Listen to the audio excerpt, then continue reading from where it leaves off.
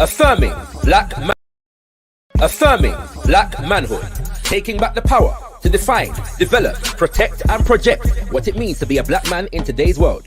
On Sunday the 20th of June, we invite you to join the conversations facilitated by our esteemed lineup, engaging us all in addressing various aspects of black manhood from a range of perspectives, featuring Baba Mwalimu Baruti, defining principles of black manhood, Robin Walker, the economics of black manhood, Ifayomi Grant, rebuilding productive African manhood whilst challenging misogyny, Brother Leader Bandaka, black manhood, fatherhood and rites of passage, Baba Ubuntu, building black brotherhood. This is an online event taking place Sunday, the 20th of June, 2021 from 12 p.m. UK time. For tickets and more information, visit shakaraspeaks.com. International guests, feel free to join us at any time or catch the playback. This is an event for black men by black men, affirming black manhood. Affirming black manhood, taking back the power to define, develop, protect and project what it means to be a black man in today's world. On Sunday the 20th of June, we invite you to join the conversations facilitated by our esteemed lineup, engaging us all in addressing various aspects of black manhood from a range of perspectives, featuring Baba Mwalimu Baruti, defining principles of black manhood, Robin Walker, the economics of black manhood, Ifayomi Grant, rebuilding productive African manhood whilst challenging misogyny, Brother Leader Bandaka, black manhood, fatherhood and rites of passage, Baba Ubuntu, building black brotherhood. This is an online event taking place Sunday, the 20th of June, 2021 from 12 p.m. UK time. For tickets and more information, visit shakaraspeaks.com. International guests, feel free to join us at any time or catch the playback. This is an event for black men by black men, affirming black manhood. Affirming black manhood, taking back the power to define, develop, protect and project what it means to be a black man in today's world.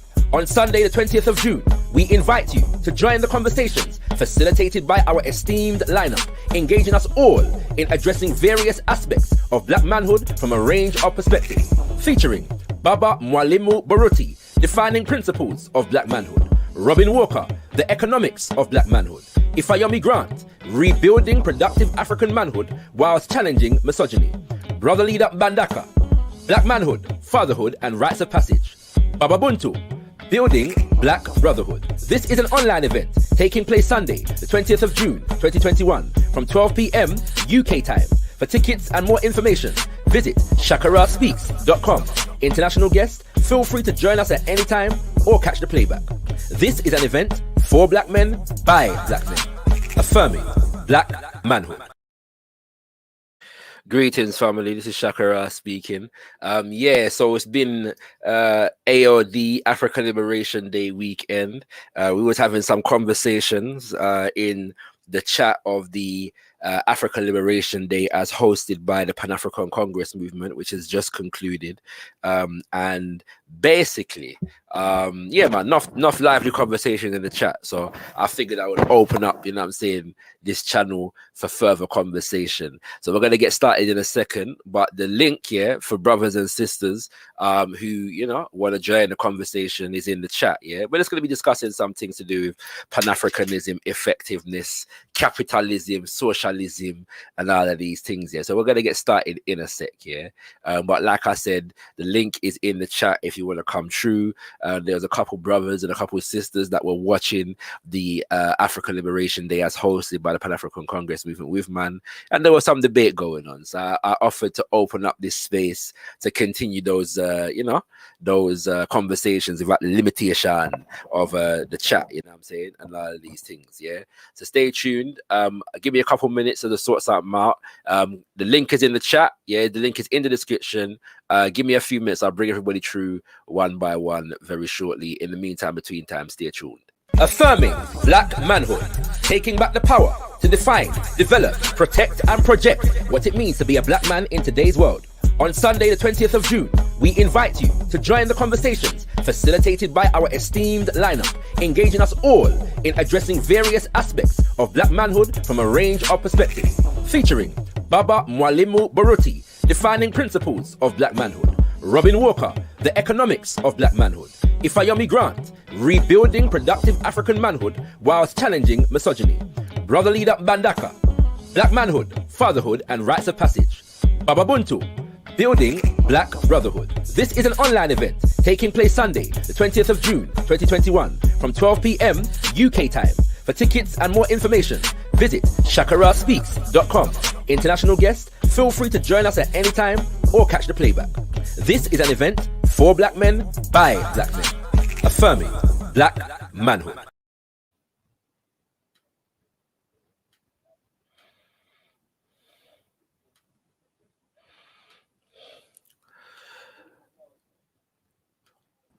All right, brother Kofi, I see you. Stay tuned. I'm going to be with you in a couple minutes.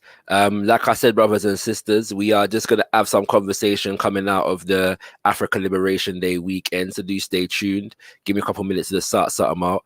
In the meantime, I'm going to play a couple minutes of this video as I'm just doing something in the background. So do stay tuned. But yeah, a couple brothers and sisters wanted to continue the conversation. So we're going to do that right now still.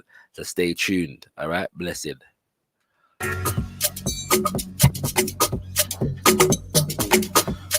10 damn wali be thankful unto the mother, father, creator of the universe, Kudzai Mudzimu Mukulu. Give praises unto our great ancestors, Abibi Tumi, Abibi Fahondie, African power and African liberation for all African people. This is Chakara, and greetings and welcome to another edition of the Pan-African Questions, where we give concise answers to popularly asked questions about Pan-African philosophy, theory, ideologies, and movement. No long time, we're going to get straight into it, yeah. Was Omowale Malcolm X rejected in Africa? I have heard this particular claim made a number of times over the last few years, and more recently, it was made by brother Tariq Nasheed in a conversation that he was having with sister Afia and Billy Shaka on a show called The Movement. Check it out. We tried to reach out, and we still want to reach out to brothers and sisters in the diaspora so that we can build up an economic base. Malcolm tried to do it in the 60s. People don't know that he was rejected by a lot of the African nations. They actually told Malcolm, hey, Malcolm, we like you, we respect you, but we have our own problems. The Latino community did the same thing too. They told us, hey, black people, our problem is not the Negro problem. So all of these groups turn their backs on us, and we're still on this kumbaya thing. So we need to start looking out for ourselves and saying, okay, look, if y'all not trying to get on the bandwagon and fight these people, we'll do it on our own. We've done it before. We don't need no loose ends and people undermining us anyway. So this is why we're looking at our own distinct group. The claim was repeated in a recent debate on the subject, can we achieve reparations in America without Pan-Africanism? And the brother by the name of Dr. Logic Supreme repeated the claim. I just think it's really funny that, you know, when Malcolm X, right, he wants to mention Malcolm X so much with everything that produced Malcolm X was an American experience, right? He didn't become Malcolm X in Africa. He became Malcolm X in America. And when he petitioned African countries, Pan-African, right, trying to be a Pan-African and trying to help him, right, like get something together, they told him, they said, Brother Malcolm, we got our own shit to do here in Africa. We don't got time for that in America. Y'all handle y'all own business. Research that, right? Shout out to brother Omowale Africa for a very surgical defense of Pan-Africanism in this particular debate, and also to Sister Zakia for expert hosting and moderation. So as I've said, I've heard this narrative come up a number of times in the last few years, and in my humble experience, generally whenever it comes up, it is designed for the purpose of negating the goal of Pan-Africanism and condemning the ideologies that are inspired by the goal of Pan-Africanism. All right, let's go on, yeah. So basically, greetings, family. It's been African Liberation Day weekend, all right, and a lot of conversation has been, had with brothers and sisters. Shout out to the Pan African Congress movement. Shout out to the All African People's Revolutionary Party internationally. Shout out to the Pan African Society Community Forum. Shout out to Afrocentricity International. Shout out to We Charge Colonialism, and a number of other organizations who I know of, who have hosted African Liberation Day events from the 25th of May, which is the official African Liberation Day, up and through until now. And so basically, this is just a little post AOD discourse, yeah, on all matters to do with Pan-African liberation, African liberation, you know, and some of the discussion that was taking place in the chat for PACM's African Liberation Day. So I believe I have with me brother Coffee Campbell. Is that correct? Yeah, man, can you hear me? Yeah, I can hear you, King. I can hear you. Give thanks. So, brothers and sisters, yeah, we're gonna have a conversation. I'm expecting a couple more brothers and sisters to come through. So yeah, big up yourself, African thinker. Feel free to click the link. But if you want to come through at any point, yeah, just click the link in the chat or the description. And yeah, man, we're gonna just have a conversation. So my brother, go. You had some problems, yeah, with what was taking place during the AOD or the conversation. Yeah, expand upon the minute. Like we want to know, because basically you levied some criticisms, and I critiqued your criticisms, and so you know we're there. So go ahead, break it down for us. Well, is your show? You can also ask me what are the specific criticisms I have. I think I level them already, or some of them in the chat. You know well, first of all, you seem to believe that the Pan African Congress movement is a socialist organization. Where have you gotten that impression from? Based on my listening to them, I know some of them. You understand? So based on that, I come to the conclusion that it's basically socialism them pushing, which is not anything out of the ordinary when it come on to black liberation, black power, black progressive thought. It is a trend that start post Garvey, right?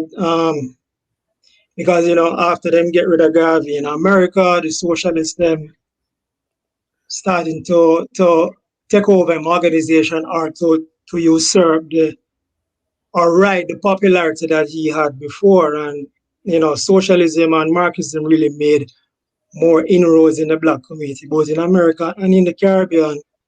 And from the 1940s coming right down is basically socialism being synonymous with African liberation. So we get the whole argument about authentic economic organization, and by authentic is usually meant communalism or some form of socialism. All right. So where are you living? In America. And I can tell by your accent that you come from Jamaica, yeah? Yeah, man. Have you ever lived in England? No. All right. So let me explain something to you. The Pan-African Congress movement is a black nationalist Pan-Africanist organization. Yeah? They come out of the tradition of Pan-African organization from the 1970s. In the UK, as in many places, yeah, you have socialists and you have black nationalists, yeah, in the movement. And the Pan-African Congress movement comes in the black nationalist Pan-Africanist tradition. There's another organization called the All African People's Revolutionary Party, which is international but has a very popular branch in the UK. And so, really and truly, the All African People's Revolutionary Party self-defined as socialist. And back in the day, I can tell you this because I was born and raised in the movement. They would debate the Pan-African Congress movement and other nationalist organizations about socialism. Yeah. So when I'm saying to you that the Pan-African Congress movement is not a socialist organization, I know exactly what I'm talking about. You understand what I mean? Yeah, I hear you. All right. So nationalism in and of itself is not synonymous with any economic philosophy. So, for instance, to say that such and such is a black nationalist organization is not really saying anything much, unless you're going to define how is it that they view society and individuals in society and individuals in relationship to the state. I agree. So, for instance, you have So, for instance, you will have black nationalists who are socialists, and you have black nationalists who are non-socialists, who are either anti-communist, or them capitalists, or them favor a mixture between the two, which is the famous third way, which that in and of itself is also problematic. So, I mean, yeah, there are black nationalist organization. Black nationalism, as you know, has it is kind of an amorphous term that encompasses different organizations from UNIA to Black Panthers, Nation of Islam, etc., right? All these organizations have very different and competing views on what economic system is the most viable going forward. Yet still there are black nationalists. They all believe in commonality of language or culture or phenotype, race, etc. But in terms of below that surface, you have competing ideas of what is economically viable, I should say. Yeah, what you said in literal terms is correct. What I'm saying is that in actual terms, in real time, the movement is often separated among Pan-Africanists who claim to be socialists and Pan-Africanists who claim to be black nationalists. The black nationalist faction comes out of the Garveyite tradition. Yeah, and if you know about, as you said, after Papa Garvey, it basically the movement came more and more to be defined by the socialist strain. Yeah, right. Right. So I'm saying that those who are Garveyites generally don't self-define as socialists. Yeah. No, they're not great. Huh? No, but I mean, yeah, look, you have people who will say, me, I'm not socialist, I'm not capitalist, I am African. And you have people who say, well, I'm not socialist, I'm not capitalist, I'm just an American. Okay, but if you have a conversation with them beyond that first declaration, more than likely you're going to find them their views align more with socialism, or they But want some that may type be of correct. government. That They may be want correct, some. my brother. But especially if you're comparing it to free market capitalism, if you're comparing it to Westminster democracy, if you're comparing it to Washington consensus or Beijing consensus, yeah, you will find a lot of organizations, whether they self-define as socialists or not, they might more align with the socialists than the ultra neo-colonial capitalists. That makes sense. Why? Because all of us, regardless of what our inclination is, are fighting against neo-colonialism, which is a capitalist endeavor, a capitalist enterprise, right? So that makes sense. But the point I'm making is that it doesn't make sense. No, hold on. You can't move on from that. Yeah, go on. Let's dissect that. Yeah, go You on. say it's a capitalist enterprise, okay? Yes. And that I'm saying is indicative of the type of education or molding or shaping that we have gotten since Garvey was removed from the scene, or scene meaning Garvey was eclipsed, right? The Marxists, the progressives, the leftists and they have made tremendous inroads, not only in terms of the black community, but in terms of even other races. I mean, America over the years have adopted policies that were once the preserve of the Socialist Party in America in the 1920s. If Garvey was alive today, he would be very surprised at some of the policies that not only Democrats but the Republicans are following and calling it capitalism. So in other words, what I'm saying is that yes, somebody can say, well, I'm not socialist or whatever, but because socialism has or the socialists have come to define reality to such an extent that we view capitalism as evil, and it's a self-evident truth that capitalism is imperialism and it's colonialism. That is to the success of the socialist indoctrination in the No. public schools, in the university. Remember, the thesis that imperialism is the highest stage of capitalism was by who? Who it come from? Lenin. Ah, good, right? And that now has been accepted as unvarnished truth. By some. And you just say it and say, capitalism is imperialism, and everybody just nod and say, yeah, my brother. So it go. My brother. Let me ask you a question. Yeah. When we're dealing with when we're dealing with colonialism and imperialism, we're dealing with, generally speaking, in the modern era, the domination of Western Europe, over the world in general, but African people in particular, and African people on the continent of Africa, and throughout the Americas, and the various diasporas that are created from that. All right. Are the nations that are responsible for the colonization, the neo-colonization, and the imperialist domination of African people capitalist, socialist, or communist?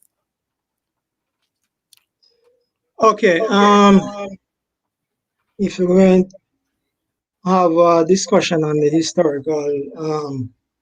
historical nature of colonialism and imperialism and how that has evolved, and the features of the social and economic system that accompanied this process, right? And if we start and let's start as for convenience 1492, right? Even though we know that before, Europeans tried to penetrate Africa long before that. But okay, so 1492, slavery, and then slavery evolved into imperialism, etc. If you look at the nature of that system, it is not free market capitalism. That is the system that. Sorry, my brother. You made a mistake, though, my brother. You said slavery involved into imperialism. Yeah, the vehicle for that imperialism was a capitalist economy. Yeah, the vehicle for imperialism was capitalism. The economic system that imperialism cemented itself in the world through was capitalism. They weren't socialist. Britain is not a socialist economy. America is not a socialist or communist economy. France is not a socialist or a communist economy. Nor is Belgium, nor is Portugal, nor is Spain. These are all the Western neo-colonialist, colonialist, and imperialist nations. None of them are socialist. Okay, so let's define capitalism, right? The capitalism, as a working definition, is a system of private property ownership based on voluntary exchange and contract, and a system of division of labor, right? And you can have a system where the government is there as a facilitator of this process, meaning that it is there to arbitrate against disputes, contractual disputes. Or you can have a case where you have anarchism or anarcho-capitalists, where even governmental arbitration, or arbitration, I should say, is handled by private institutions, right? So that is the working definition of free market capitalism. It is not a system where because I'm stronger than you, I beat you up, enslave you, and you work for me, right? That is slavery. We have a name for that. That's slavery. A system where the crown or the government forcibly takes money from people who are working within that geographical area called the state, and then use that money that's forcibly taken to lavish on their friends who have companies. And so therefore they are going to pick who in the marketplace would be the corporations who are going to get X amount of money, who going to have access to this amount of resources or these people. That system is known as mercantilism. And Adam Smith wrote a very lengthy book explaining the difference between those two systems. Of course, socialists and their propaganda always try to mix those two systems and say, well, capitalism is mercantilism, and so therefore it's a system of coercion and slavery. when actually it's not. I'm failing to see how any of what you just said challenges the idea that these nations, Britain, France, Spain, America, yeah, and all these colonial and neo-colonial institutions run under a capitalist governmental economic system. They were mercantilist, I told you. So you're saying to me that Britain is not capitalist, it's mercantilist? Oh, today? You're talking about today? Any point in history, at any point in history, yesterday, today, and tomorrow. Britain had a brief period of free market, or as close as possible to a free market, laissez-faire free trade ideal. When? Britain today, in the 19th century. Okay. Britain today is not capitalist. Britain today is what is known as statist. They follow a doctrine. When did they move from capitalism to statism? Well, it's there's no complete break from the system. No, so give me a roundabout time. When did the transition start? In the 19th century, you had a movement known as the progressives. In Britain, they were known as the Fabians. The Fabians and the progressives thought that to leave individual decisions to the market is careless and irresponsible because people are too stupid. They don't understand their own the consequences of their own choices, and therefore they need to be ruled by their betters. Right? So you're saying to me that the social ended in Britain in the 1800s. This is what you're saying. I didn't say ended. Okay. It evolved the system that they had.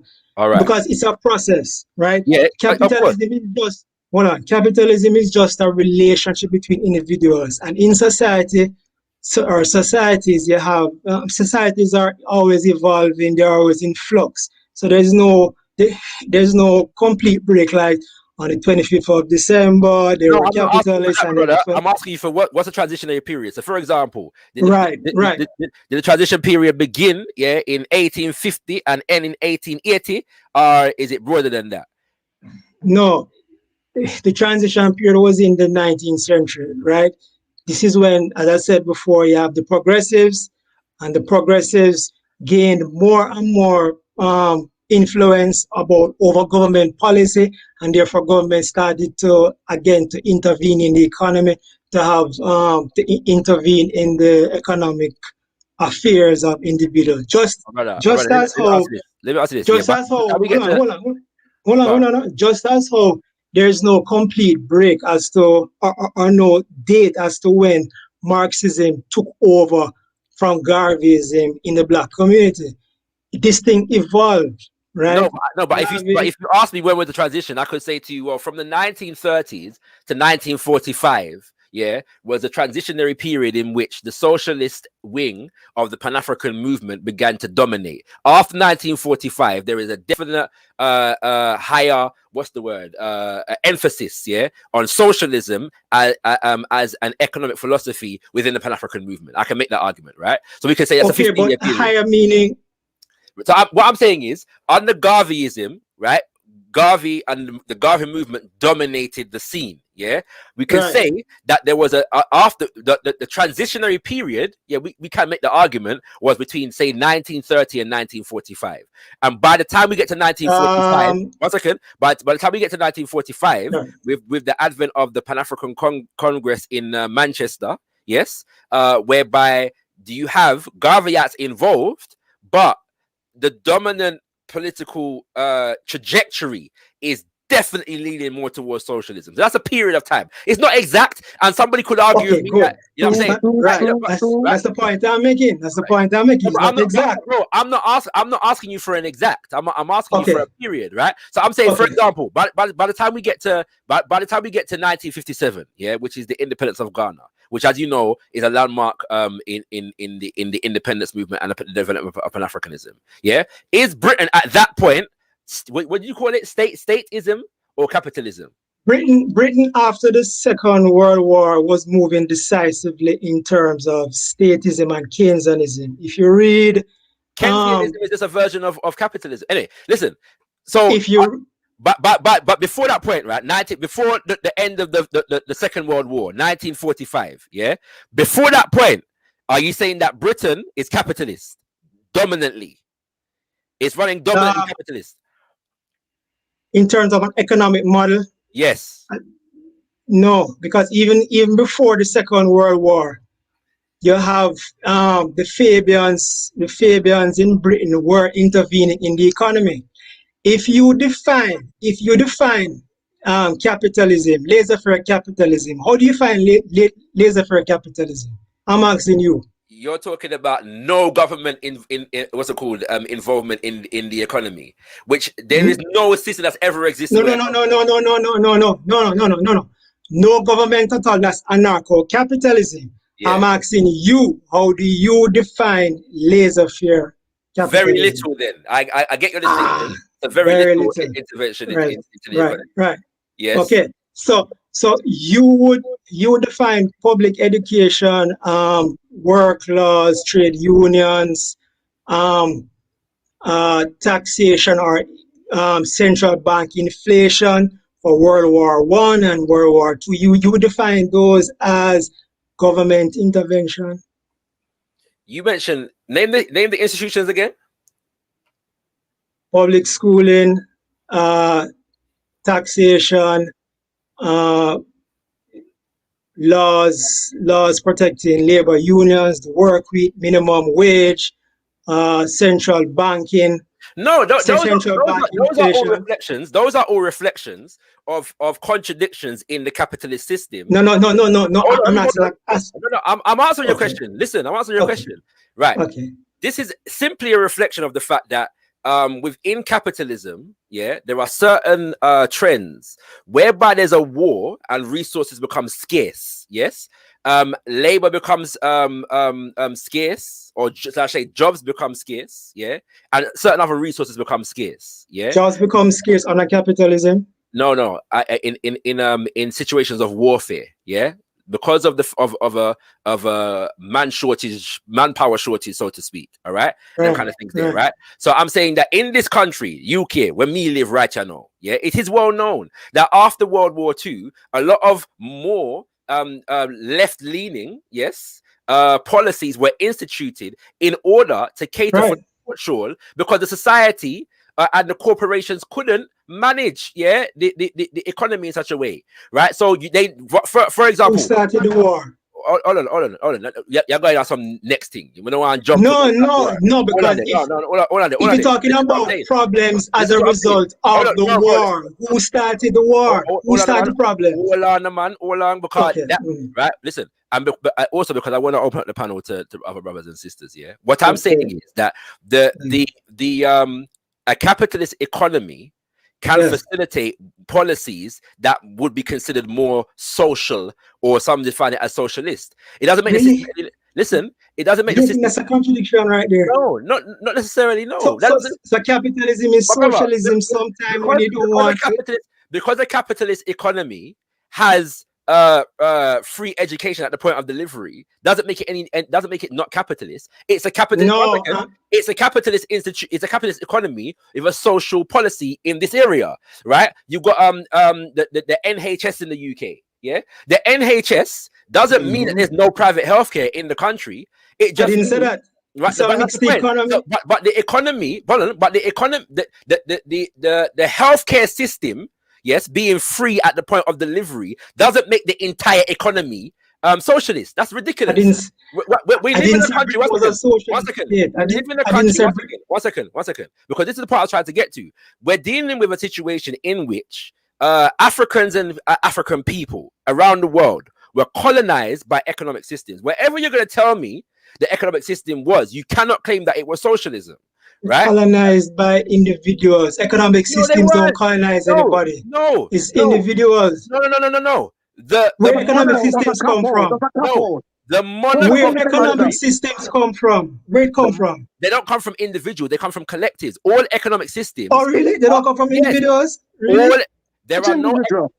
sorry, if it's down to an individual, it is not a system. It's an individual with an idea. For it to be a system, No, I said individuals, not individuals. All economic systems are built around relationships. Yeah, decisions that are made in terms of how people are going to relate to each other and relate to each other in relation to land, resources, and services. All economic systems, right? There are no economic systems that are not built about, that are not built around individuals. No, collectives of people, right? So you are individually responsible for the decision of Boris Bojo. Are you individually responsible for the crony capitalist system that Britain is on now? We live in an economy, yes, whereby that is governed around a social system whereby decisions have been collectives. Yes. By collectives. Yes. So are you part of that? Are you part of that collective? No, exactly. Hold on. No, you're not. You are an individual. You are an individual that's being ruled. My brother. Colonialism was the process of imposing governmental systems on other groups of people. The people that were imposed upon were not a part of the decision-making process. It doesn't mean that they were any less a part of the system after the system was imposed. So me not being a decision maker in the system doesn't mean that I don't live within that system. It's ridiculous. I'm not saying that. I don't. 1 second. So let me finish then. When it comes to colonialism, yes, colonialism, all right, was the imposition or let's say the elevation of enslavement, the slavery system, yeah, from private corporation to national industry, yes, whereby they commandeer entire areas of land, the people on the land, the resources under the land, to the benefit of the colonizer nation. Yes, neocolonialism transformed that national slavery into private corporate slavery, once again, through the work of not just individuals and families, but corporations. So now, because we, these nation states, yes, who through capitalism have accumulated a certain level of resources, listen please, right?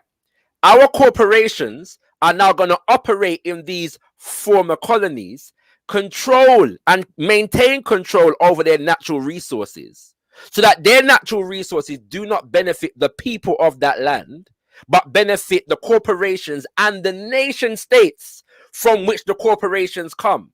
Because we like to act like corporations are not attached to nation states. No, there is a relationship between the two, right? So the corporations control the resources to the detriment of the people on the land, to the benefit of the nation state from which the corporation comes.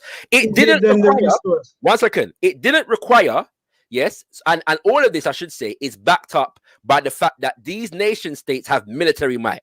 Yeah, so the corporations and the property, the private property of the corporations in these colonial and neo-colonial nation states is protected, yes, by the military might of the nation state from which the corporation comes. If the people within that neo-colony rebel against the corporation, they will be met with the might of the military of the nation state from which the corporation comes.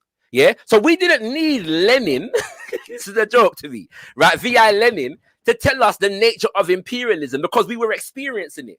I'm not saying that people never read Lenin and got some insight into the nature of the system from what he said, because some of the things that he said were absolutely correct. I don't know why people should be lambasted for reading something and realizing the truth in what is being said, right? So, but it didn't require people. It's foolishness. Listen, Africans were fighting against colonialism before V.I. Lenin was born. Yeah, non sequitur. Who? Okay, evil corporation connected with the evil British government invade, use. I would like to come in. No. Allow me to teach, because I listen to you. Yeah, go ahead. Right. Ride on the back of evil British government and collude with the evil African government to get the resources and enslave the population to work in the mines for the profit of the evil corporation, right? No.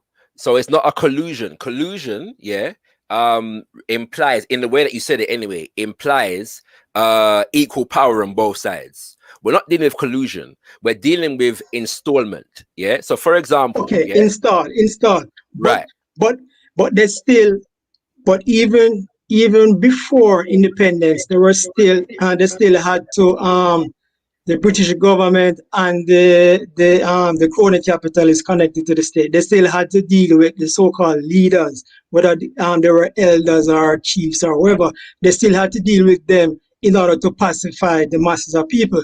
In some Okay, so instances, they got rid of those yes, councils, right? So yeah, so and there's various different things install. that they run. They, Yeah, they got rid of them and they installed their own, but they most still definitely. needed intermediaries. That's the point I'm making. Yes, Even Chinweizu did said it in his book, The West and the most rest of definitely. us. Okay. Most definitely. Okay, Yes, yeah, good. Right. So all that require coercion and theft, right? most definitely. But did I not say capitalism is a system of contract, voluntary exchange, and property rights? No, and I was going to come back to this word voluntary because that's ridiculous. Oh, man. I don't Also know where you. voluntary. No. Capitalism is It not was a nice voluntary. try. I did catch it This still. It was nice. It this was nice. thing that we're It was doing, slick. this thing that we're doing now It is not voluntary. Who coerced was us? slick. It was slick because Everything that you buy, everything that you purchase, wasn't that of your own voluntary no. Excuse me. We eh. we live in it. Say, I don't know, brother The Delani wants to come in. So I'm microphone. gonna. Don't You know somebody what? produce that and you agree that you need that microphone, so therefore it's worth more to you than the money that you pay for that. So you voluntarily exchange your $10 or pound or whatever for that microphone. Did Do you you know not what do that's that? like? Do you know what that's like, my brother? That what you just said is like saying, yeah, is like saying that the man them that are the children that are slaving in diamond mines in the Congo today do so Right. as an act of voluntary labor. As this is what you're saying to me at the moment. No. Well, the children who are in the mines, no. First of all, you have This is a joke, man. some of them are You know what? Yeah, some of sorry. them are When you finish, some I'm of them letting are brother Delani. coerced, some of them are coerced, and some of them do it voluntarily because they don't have any other options.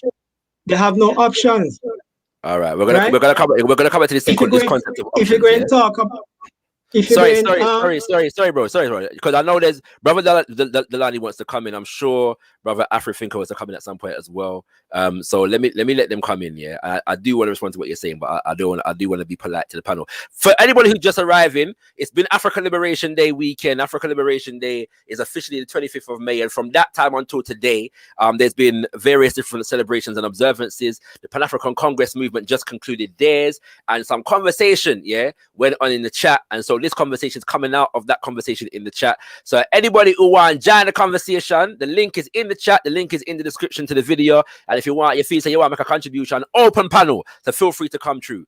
Brother Delani, I know you want to come in, but because Afrithinker was here first, Yes, yeah, I'm going to give you the I agree. opportunity first, yeah. So let me go to him first and see what he's saying. You're on mute, bro.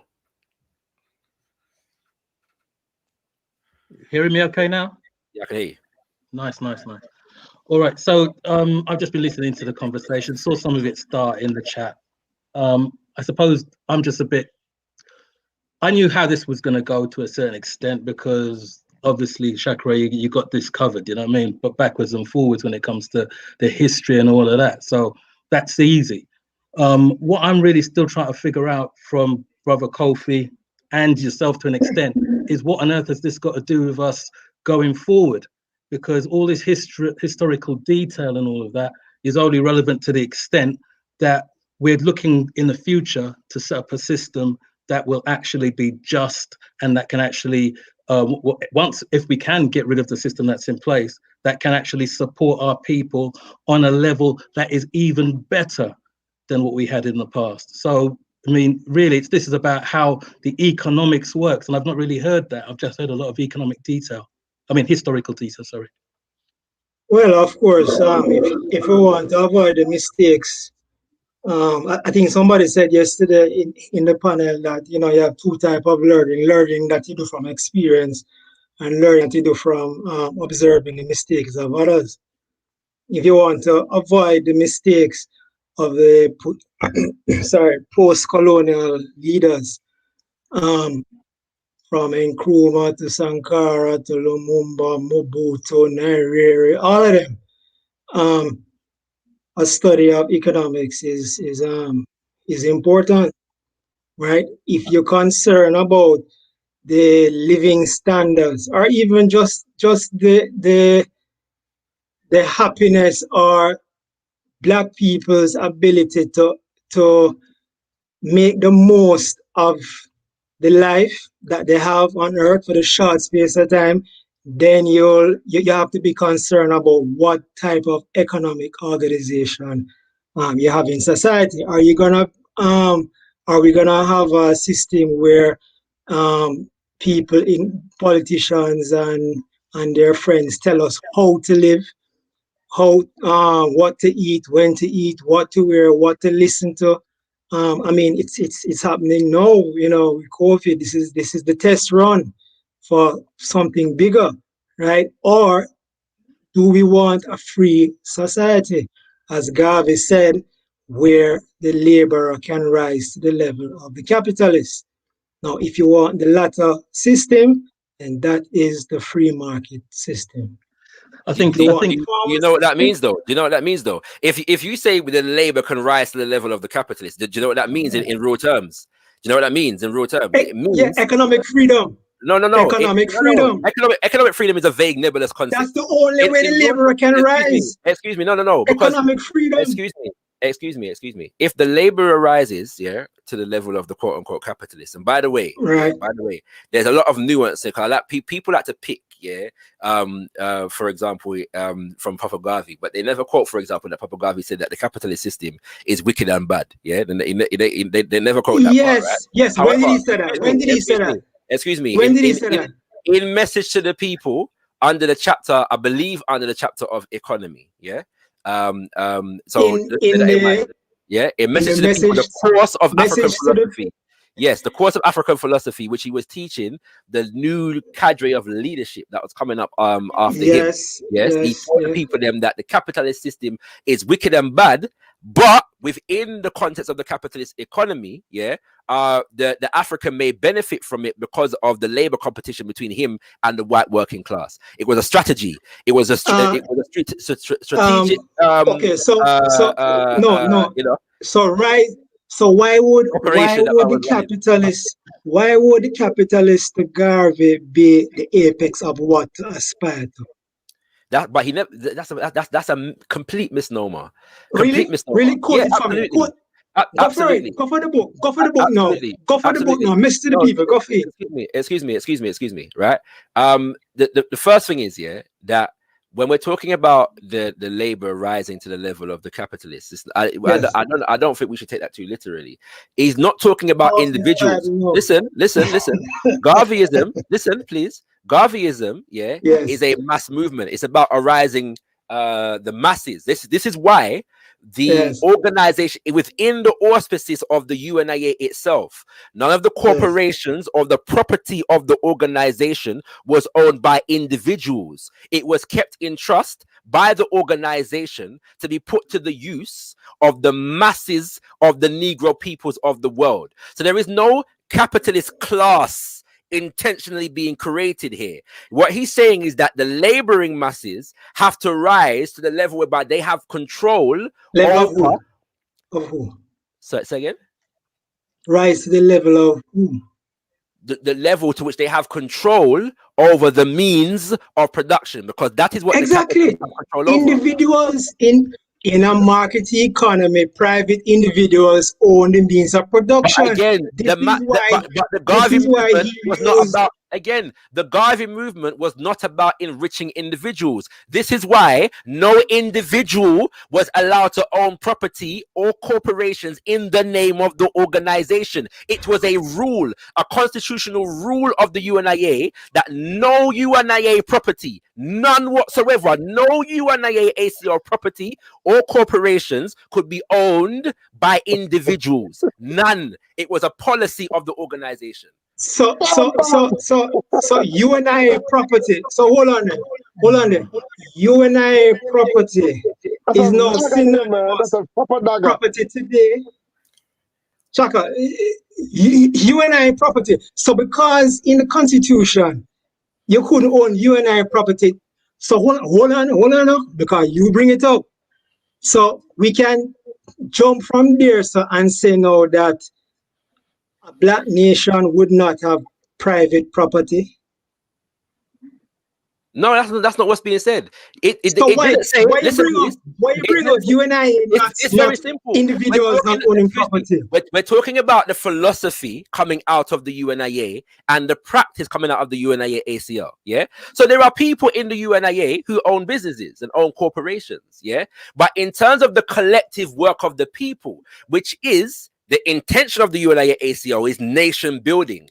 So in the nation building project, yes, none of our corporations, none of our institutions, and none of our property can be owned by individuals. Why? Because it is the property of the masses of the people. So bearing in mind, Papa Garvey didn't have a nation state. They're developing systems of social organization towards the building of a nation state. And so he puts the ownership of the property and the institutions in the hands of the masses of the people, not himself as an individual or any individuals in leadership. It's a policy of the organization. It's in the Constitution. I can read it for you right now. Yeah. So yes. What that have to do with? Okay, so you're saying that for Garveyites today, they should not own property. They should not own land. Why is that relevant to today, to an economy today, to putting forward an ideal for black people today? What are you saying? It's a good question. I'm gonna answer your question, but I've been blocking Afro-Thinker for about 5 minutes. You own land? Let me let him get in, and brother Delight. You own land or you own a house? No, I don't at the moment. But again, it doesn't. Because more come on. Again, it doesn't mean that nobody in the UNIA ACL owned anything. So I'll come back to your question. But the ideal was the capitalist, though. No. It means that the property of the organization, the institution that the organizations were building, were not to be owned by individuals. But why did he say communism robs the individual of initiative? Again, sorry. But in what way, I should say? Sorry, Papa Garvey's condemnation or rejection of socialism and communism is not in and of itself an endorsement of capitalism. That's a mistake. Yeah. So, but let me let why did he use Rockefeller and Henry Ford, the so-called robber barons, as opposed to Lenin or Trotsky or he did use Lenin and Trotsky. He did use Lenin and Trotsky. Sorry, ideal to aspire to. Excuse me. Let me allow Africa to come in and Brother Delany. You must answer that question, man. Before did he use Lenin and Trotsky as? Answer your question.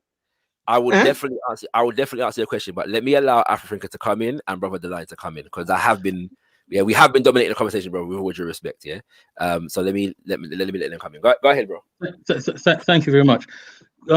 Brother Kofi, if I've got a critique of your positioning, is that every single time, I mean, I very kindly was let in, and you decided to bring it back into all of this detail of history, which is not really relevant to what I was asking. I mean, I've said to you, like, what does this mean for us future-wise? And so let's start off with what you're saying. You're saying that free market capitalism, or free market, whatever you want to call it, individual ownership, this is the solution for us going into the future. You say this, actually is the model by which the lower echelons of the system will be raised.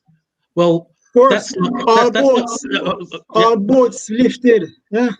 all right, okay, but you're not taking into effect, you're not taking into account the inherent nature of capitalism, which is predatory, which is oppressive, which the whole point of it is to keep down people. It's not to raise them up. So, okay, in your system, let's say, you're going to have capitalism that does allow this.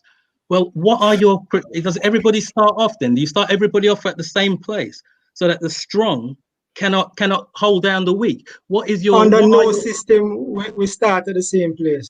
well, No then, system, no then, economic system, we then my start at the question, same place, or even exactly. end up at the same place. Exactly, which is why I think some of what you were saying, I'm hoping that this is like more the advanced class than telling me about we have to know about our past to kind of not make mistakes in the future. I'm waiting for you to tell me what are the safeguards that you will put in, or what are the mechanisms specifically economically that you say your system will raise the grassroots, the poorest people, to the level that is a fair level compared to people who are inherently going to dominate them in your system.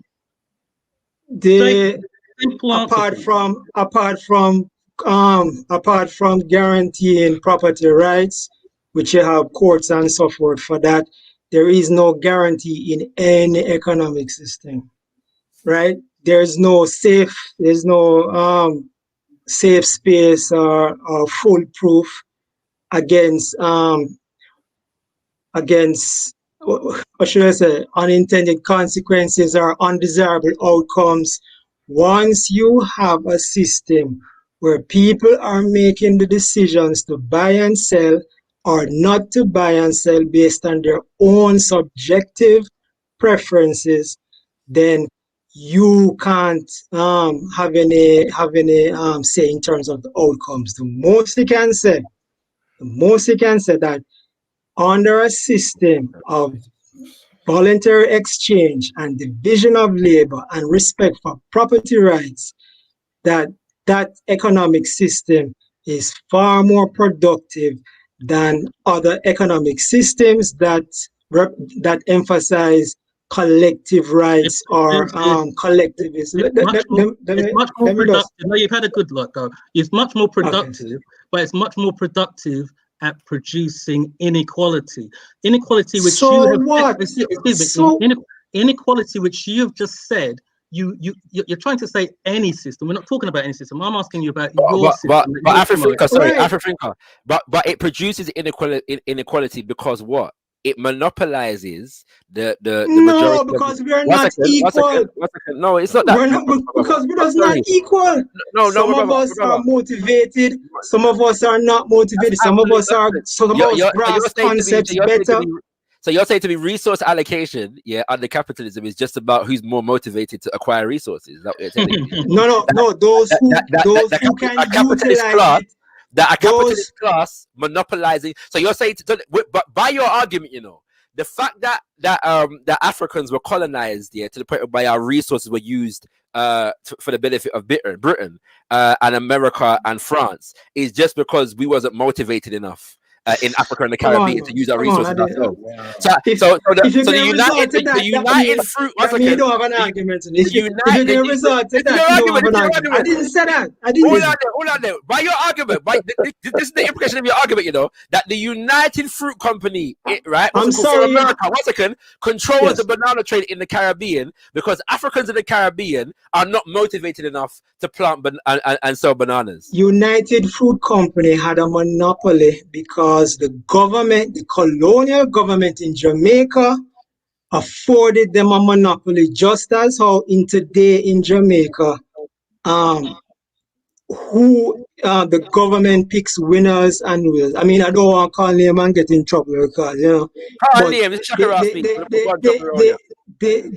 system that we have in Jamaica is similar to the system that we have under colonialism, in that the state has too much of a dominant role in the economy and therefore can skew the economy The state in doesn't have a favor dominant role. of The Jamaican state doesn't have a which dominant role in state? the Jamaican economy. Listen, the Jamaican state doesn't have a dominant role in the Jamaican economy. The When Jamaican last you state, go Jamaica? the Jamaican state, When the last you go Jamaican state, Jamaica? the head of the Jamaican state is the Queen of England. Yes, right. That's the first place to start. The second place to start is the fact that the Jamaican economy is hamstrung by the IMF loans and the World Bank loans that were imposed upon it by Why they had to go America. there first? By the, Why they had to go there? by the Why they IMF. had? Why Manley had to run to the army? You ever watch a documentary called Life and Death? Life and Death. Yeah, All foolishness. It Why did America systematically answer the question now? Jamaica? Answer the question. Why Manley had to run to the army? You know what? The specificity of Manly situation is not forefront in my mind at the moment. So I'm not gonna. But if you're going, I'm not gonna misspeak.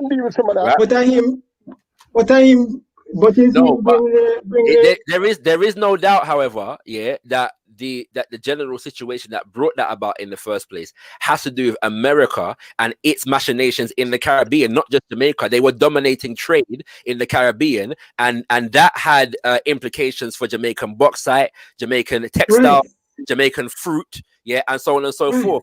And so the economy needed, but why crash in the 70s and Manley did?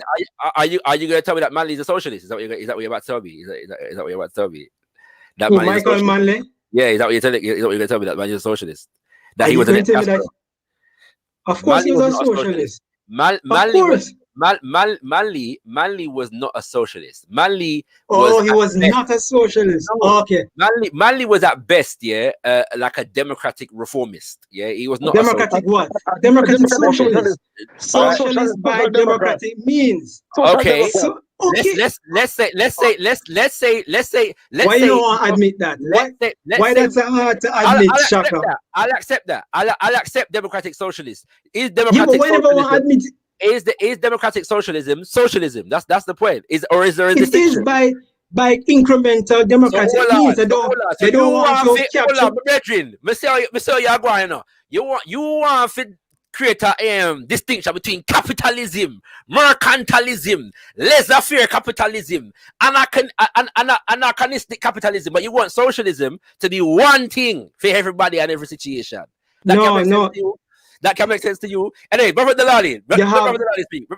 Hold on there, Brother Delali speak. Sorry, Brother Delali.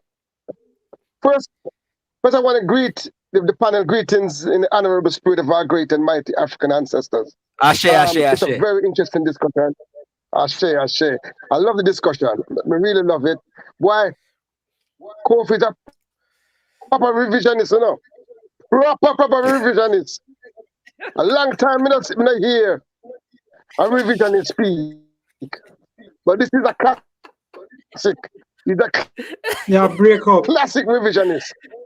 Break up, Bridget. Yeah. One thing I must say. Here is revisionist. Revisionist is not a bad word in my ear. Hold on, let me go from my laptop because I want a conversation. I don't want to lose it, you know. You can't hear me? Don't want to lose it either. By the way, we can hear you, but you was cutting out still. So if your laptop would be better, then jump on it. Yeah, man, jump on it because I think the thing I'm running into right now. All right, cool. I'm preparing. I'm preparing to answer your question on Lenin. You have to prepare for that. Yeah, no, because we think you know. No, we want. Think on your feet and us answered right away. You have to do your research and Google. I've made the statement already, but we want to bring evidence for the thing. Yeah, we want to bring evidence. Evidence, all right. So, by the way, family, it's been AOD weekend, African Liberation Day weekend, and we are just having a conversation coming out of some of the things that we were discussing in the chat during the recently concluded, in the last hour, Pan-African Congress movement, African Liberation Day. There were many critiques that were made of the Pan-African Congress movement. And so we're discussing some of these things and just Pan-Africanism and African liberation in general. Yeah. You can post a link one more time for me. Yeah, I can. Hold on there. Hold on. But the link is in I'll post it one more time there. But the link is in the description as well to the video. So can I just make a quick? Me see that description. Yeah. All right, cool. I'm gonna leave that one. I come and take for the other one. Yes, fam. Anybody else who wants to join the conversation, feel free to do so. We're just having general open conversation. You know what I'm saying? So yeah, feel free to do that. Go on through, brother Afrothinker. Yeah. So Kofi again. Yeah. I mean, I might be a lot more sketchy than say Jackery is and yourself. Yeah. So Kofi again. Yeah. Somebody have feedback. Turn off your system. I think that's probably the brother Delani. Yeah. But yeah, go ahead, Africa. Thanks. So I might be a bit more sketchy on all the detail and everything, but I'm sure that every form of what you would call mercantilism, capitalism, or whatever these systems that you're trying to allude to in history, where you're saying that they had elements of private ownership.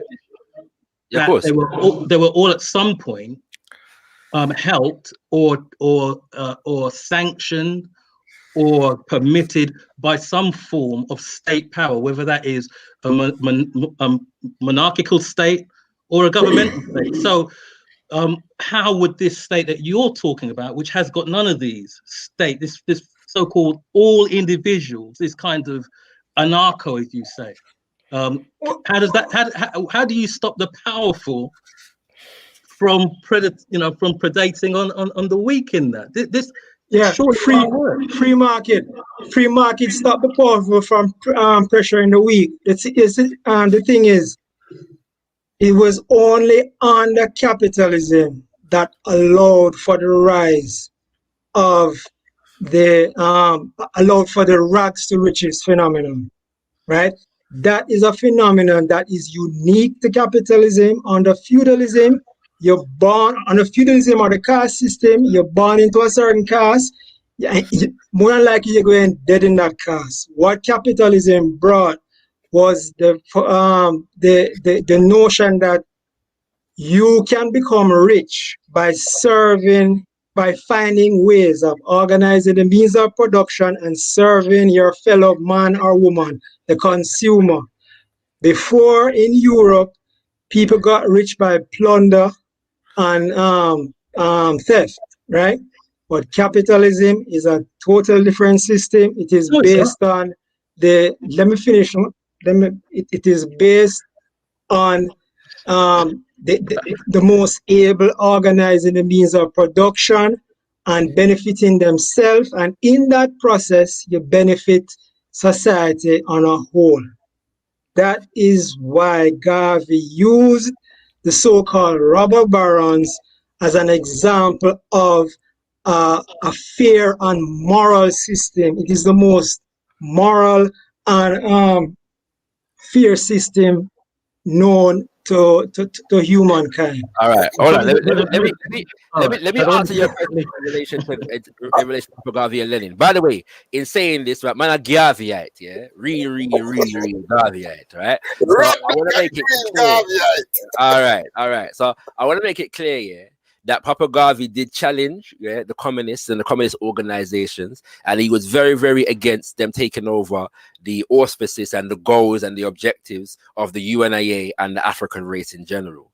But Papa Garvey expressed solidarity with many liberation movements across the world in their own independent fight to free their own people and liberate their own people. So I'm gonna bring you two examples, yeah. Yeah, but excuse me, I'm gonna bring you two examples of Papa Garvey's pronouncements and thinking on Lenin and the Russian Revolution under Lenin. The first one is taken from the good book Race First, yeah, you know what I'm saying, written by Baba Tony Martin, which is a breakdown of the UNIA ACO, still the preeminent book for a comprehensive breakdown, yeah.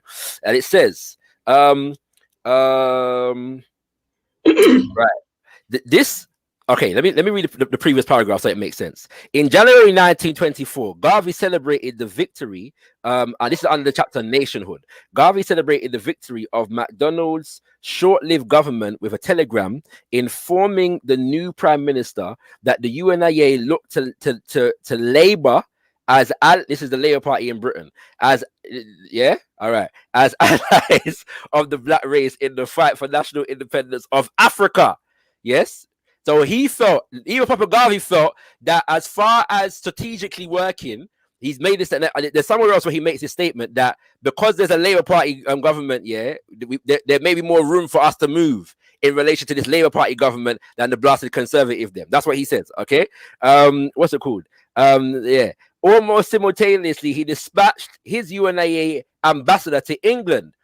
The propitiousness of the time and Garvey's generally favorable attitude toward the Labour Party may have had something to do with the fact that at about this time, the London UNIA was expressing appreciation to the Labour Party for assisting unemployed black persons in London to find work. There's a lot of strategy going on here. It goes on. This unusual endorsement of the Labour Party in Britain, listen, was partly. Excuse me. Sorry, go on. Of course, it would be unusual because, as it relates to colonialism, the Labour Party was no less colonial than the Conservatives. It just happened that Africans in Britain could find more work under the Labour Party. There's a strategic benefit there, right? That's all it was. You have to read between the lines. Let me just. All right, hold on there, man. Hold on there.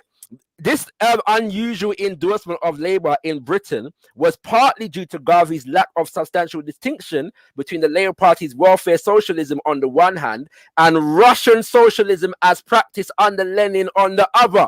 For as will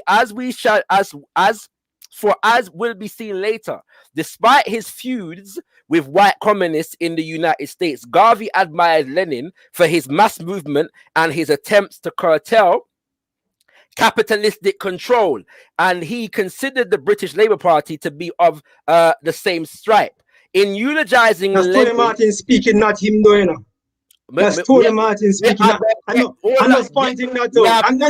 I know. Relax, chill out, and hold on. All right, listen me now. All right.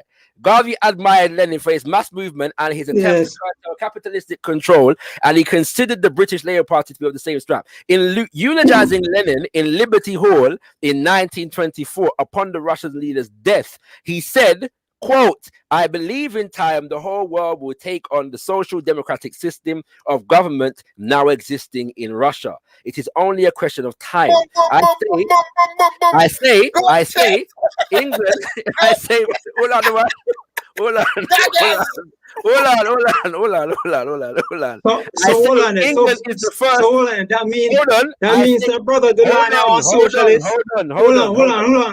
That means brother Delany are socialist. Let me finish up the thing. He said, Why socialism no fire? That's all you can say. He said, it is only a question of time. I say, England is the first to have reached out for this perfect state of social democratic control of its peoples. By 1932, he was willing to admit that the Labour Party had not arrived at communism, but that it was working diligently towards this goal and would soon be red communist. I agree. Look at Coburn today. What's his name? Coburn. A proposition that did not alarm him. I agree. They're working towards. Hold on. Now we're going to go direct here. Now we're going to go direct here. Philosophies and Opinions of Marcus Garvey. Yes. Volume 2. All right. Volume 2. Yeah. This is Papa Garvey speaking in 1922 at Liberty Hall, breaking down the principles of the UNIA ACL. Yes, this is the 25th of November, 1922. Philosophies and Opinions, Volume 2, page 93. Sorry, page 90. The speech begins on page 93, and I am going to read let's start on page 93 actually. Yeah, he says, we will present a new line of thought among Negroes, whether you call it advanced thought or reactionary thought. I do not care.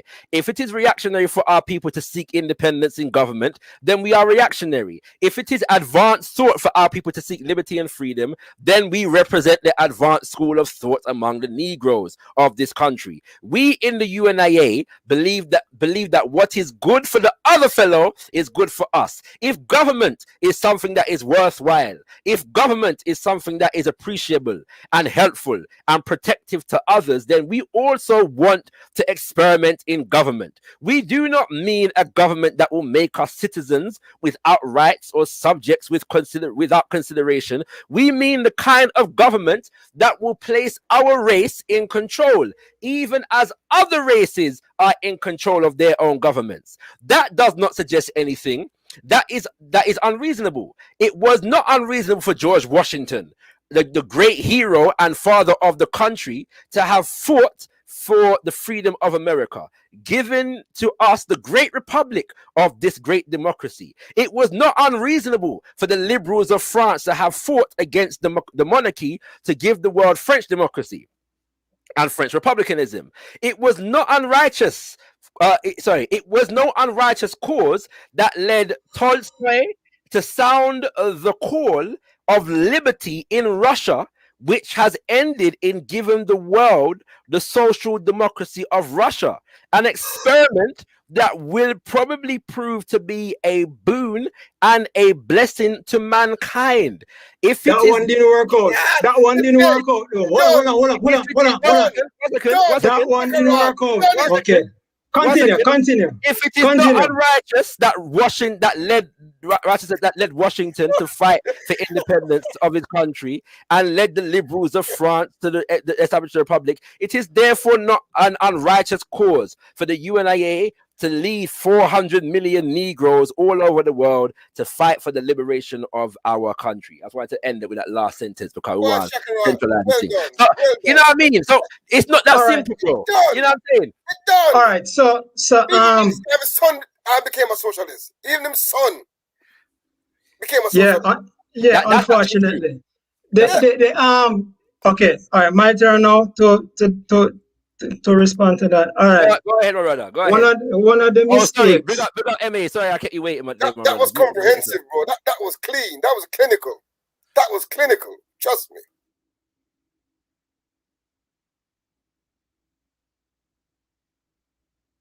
Sorry, you mute. I can't hear. I said, go ahead, brother Coffee. Go ahead. Are you a turn Coffee? Are you revision? Why are the revisionist version? All right. Well, it is something to find out now. Everybody coming out and admitting that they're socialists, because I distinctly remember before, there were lots of denials. This is not socialism. This is not socialism or capitalism. This is blah blah blah. All right. Your definition. We don't know your definition, so when I jump out there, no. I just making that point. You want definition of capitalism, you want definition of socialism, and you can't find me in your definition. We're not gonna fall in your box. All right. So that's it. Exactly. Okay. So one of the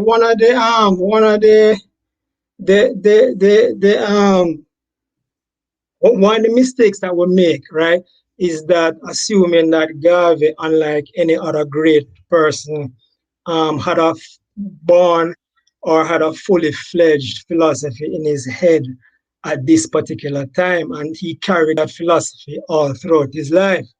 If you study the biography of many great men and women, you would realize that because of their intelligence, right, their views evolve when the facts on the ground change, or well, not facts. Hold on.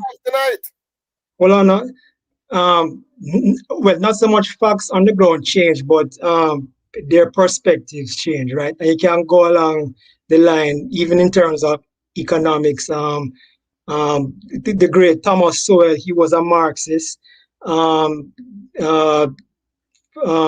Milton Friedman, he was a socialist. Thomas Sowell? Thomas Sowell. You know, Did you say the great Thomas Sowell? Is that what you said? yeah, great. I mean, All right, go ahead. I don't agree with everything. I don't agree with everything you say, but I mean, when it come on to economics, I mean, there's no denying.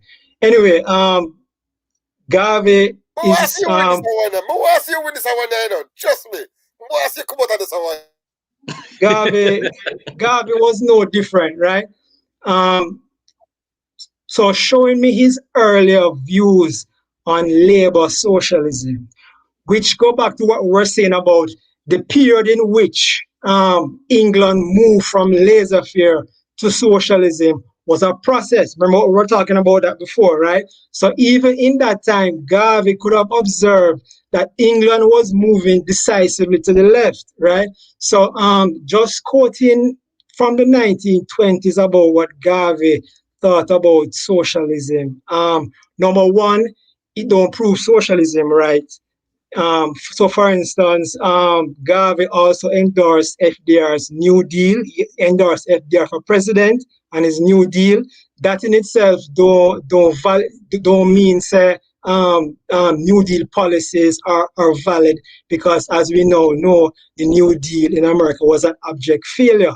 So you pointing out that Garvey endorsed labor socialism, or somebody pointed out that Garvey endorsed the New Deal, or even pointed to Russia as a shiny example that went into the world, don't mean anything, because as you can say, as we can see, history proved him on that point wrong. Now that don't mean that other things that he said didn't come true, but on that particular point he was wrong. Human being like everybody else, a great human being, but a human being nonetheless. Nonetheless, when it came on to his endorsements of socialism, he was obviously wrong. However, Garvey throughout his life. Brother Kofi. Hold on, let me finish. Garvey throughout his life, and especially up to the end with the philosophy, the African school of philosophy that was in the 30s, right? You can say in that book, more of a leaning towards free market capitalism. As I said before, if you read the chapter on business, he said that people go into business for profit. They don't go in there to play, right? So therefore, he's recognizing the importance of profit as a signal to how efficiently people use resources, because resources are scarce, and if you don't use resources efficiently, then you're wasting resources. And one of the ways in which we use resources efficiently, or in one of the ways in which we know that resources are being used efficiently, is the profit system. And the profit system can only come under a system of free market enterprise and contract. That is why societies that are built on this sort of economic organization are far more prosperous than societies that are not. Simple as that. Therefore, Garvey's pronouncements on capitalism stood the test of time. Garvey's pronouncements on socialism did not. Again, it goes back to what I'm saying. Can I respond, please? Can you explain that based within the context of the fact that you're saying that the governments that we currently have, in the world are not running capitalist economies? You said that. So how can Papa Garvey's statements? Yeah, but how can Papa Garvey's statements on capitalism, as you put it, stand the test of time if capitalism itself didn't stand the test of time? That doesn't make any sense. No, the prosperity that we see now, all the governments of the world are mixed economies. However, not all of them have the same amount of economic freedom, right? That's why we have that's why we have an index known as Economic Freedom Index. And if you look at that index and you see that the more free economies are the more prosperous economies. In other words, when government leaves individuals to make their own choices instead of keep on interfering with these choices, people sort things out. right? All right. Leave Listen. people alone. They will find a way to solve problems. All right, hold on. I want to move this discussion on this because And the problems of poverty is solved when you leave people alone. Hold on there. I am neither a capitalist nor a socialist, yeah. And so we need to get into what that means in real terms at some point. Hitler said that too, right? All I know. Mussolini said, I'm not capitalist, I'm not communist, I'm a third way. Fine. But the point is, yeah, that doesn't mean anything. From a Pan-African, but if you live in a world whereby there is only capitalism and socialism, then that's up to you. I'm saying that from a Pan-African perspective, there are those who come from a different perspective, and that deserves at least to be heard. You're entitled to disagree with it. So we need to. Because even those who said that they're not and you can prove me wrong or right once we get to that point of the conversation. I do want to let brother Delany already out himself and say he's a socialist.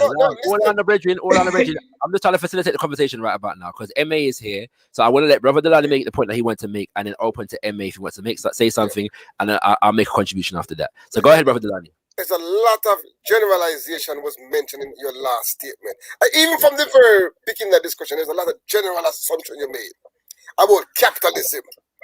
No, notice, you don't mention the fact that these capitalist countries had free labor for hundreds of years, free resources, free land.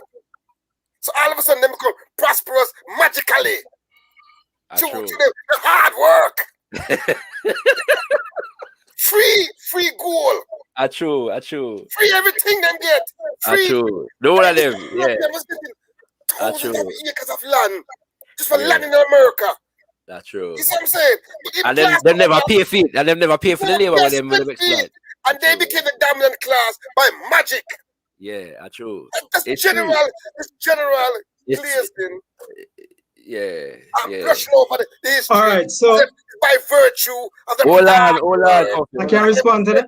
No, wait 1 second. Let MA come in first, and then you can respond. Yeah? No. Let me clarify what he said, because this is the argument again that slavery is capitalism, and the reason why the West. That's not what he's saying.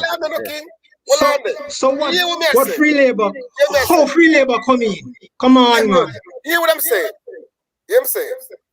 You make this claim that these prosperous nations now are the one them that providing freedom and justice and the pariah. What? Come again? I didn't. These prosperous nations are just the one them that provide a lot of freedom for the people and all these things. And then what you're engrossing that say the poor nation didn't provide that to the people.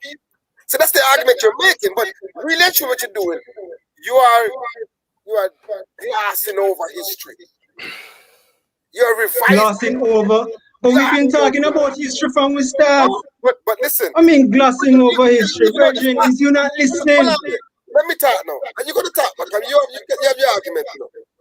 This one build me argument a little bit. But I just want to make that general pronouncement there, because the wealth that they got to start, the old wealth will build new wealth. Talk about that. Ill-gotten gain. Hold on, the ill-gotten gain. The land was taken. Wealth is not. Resources, the gold and the oil that they found under the land was taken. Free. Wealth creation is not a one-off process. It is no, the whole time for about. So we are talking about old wealth for. This is the old wealth. Them take it. No, the point. I think the point that's being made is that you cannot divorce the rise of capitalism from all of that. From slavery and colonialism. It's not possible. Exactly. Okay, so hold on. I don't think the brother minds that still. Capitalism. Okay, so capitalism, slavery is capitalism. Capitalists use slavery. Whether use slavery. Capitalism, colonialism to maximize their profit. Whether capitalism is slavery or not, the point is that the rise of capitalism economic institution comes in Yes. the context of slavery and colonialism. Yeah, It but doesn't rise correlation in is the- not And it's causation. impossible to separate them. It's Correlation is impossible not to separate. causation. That's a different argument. Are you being Oh serious? no, hold on. All right, so you're saying to me, so one hold on. second, you're saying to That's me what I that the want to free labor, clarify. so you're saying to me that the capitalist class Yes. in Britain, yeah, Benefit. has nothing to do with hundreds of years of free labor amassed by exploitation of land, people, and resources in the No. Caribbean. Are you suggesting to me that the capitalist class rises in Britain without a relationship to places that they colonize and expropriate resources By through magic. processes of primitive accumulation? They never go to Africa and buy No. in fair trade exchanges, right? Them go and thief land and resources and kill people, yeah, in places like Did Congo you and not Liberia. hear me? Did you not hear me say that before capitalism people got their wealth by thieving? Did you not hear me say that? All right, hold on. And the When is the period of difference, capitalism? When is the period of capitalism then? Yes, When tell does us it that. exist? the period of capitalism came when the industrial class in Europe began to supplant the nobility, the traditional nobility, right? 1800s. And the traditional nobility fought against the new capitalist class because in this new economic system, you can't become rich or stay rich just because of your birth, your accident of birth. So You 1800s. become wealthy. Let me finish. You become wealthy by virtue of your mind, your That's theory. innovation. That's theory. Not in practice. No, hold on, let me finish. And wait, You at the become end, give us a time wealthy period. based on your mind, or you innovate one, or your labor, your frugality, etc. You know, and the whole Protestant ethic where your discipline and you see work as a means unto itself, or an end in and of itself. That is how you become wealthy, which is why the traditional European aristocracy fought against the rising bourgeoisie and appealed to the state to intervene and to take measures to curb the rising capitalist class. Meaning, a capitalist class is not, you know, born rich as a capitalist class. My brother, give us a Am I time read period. English? Give us a time period for what you're talking about, please. English in my read, man. The Yeah, I origin know. of the state, private No, property. but that's the thing, because his theory at the moment sounds very much like socialist theory. That's the funny thing English in about my it. read. That's It's English. so like Marx and Engels, right That's here now. French But we English. want to know, we want to know which time period We you are talking know you about. know. We know that time, you know. At what time period was 1800s. 1700s, late 17, late 17, and yes, so we're talking about the direct transition from slavery to colonialism. And that we are talking about right now. Yes, but we're talking about the transition from slavery, from the British economy and the French economy and America, moving from the plantation slavery system to the colonial industrial system. That we are talking about right now. Okay, good. Okay. You're going to have individuals who make money based on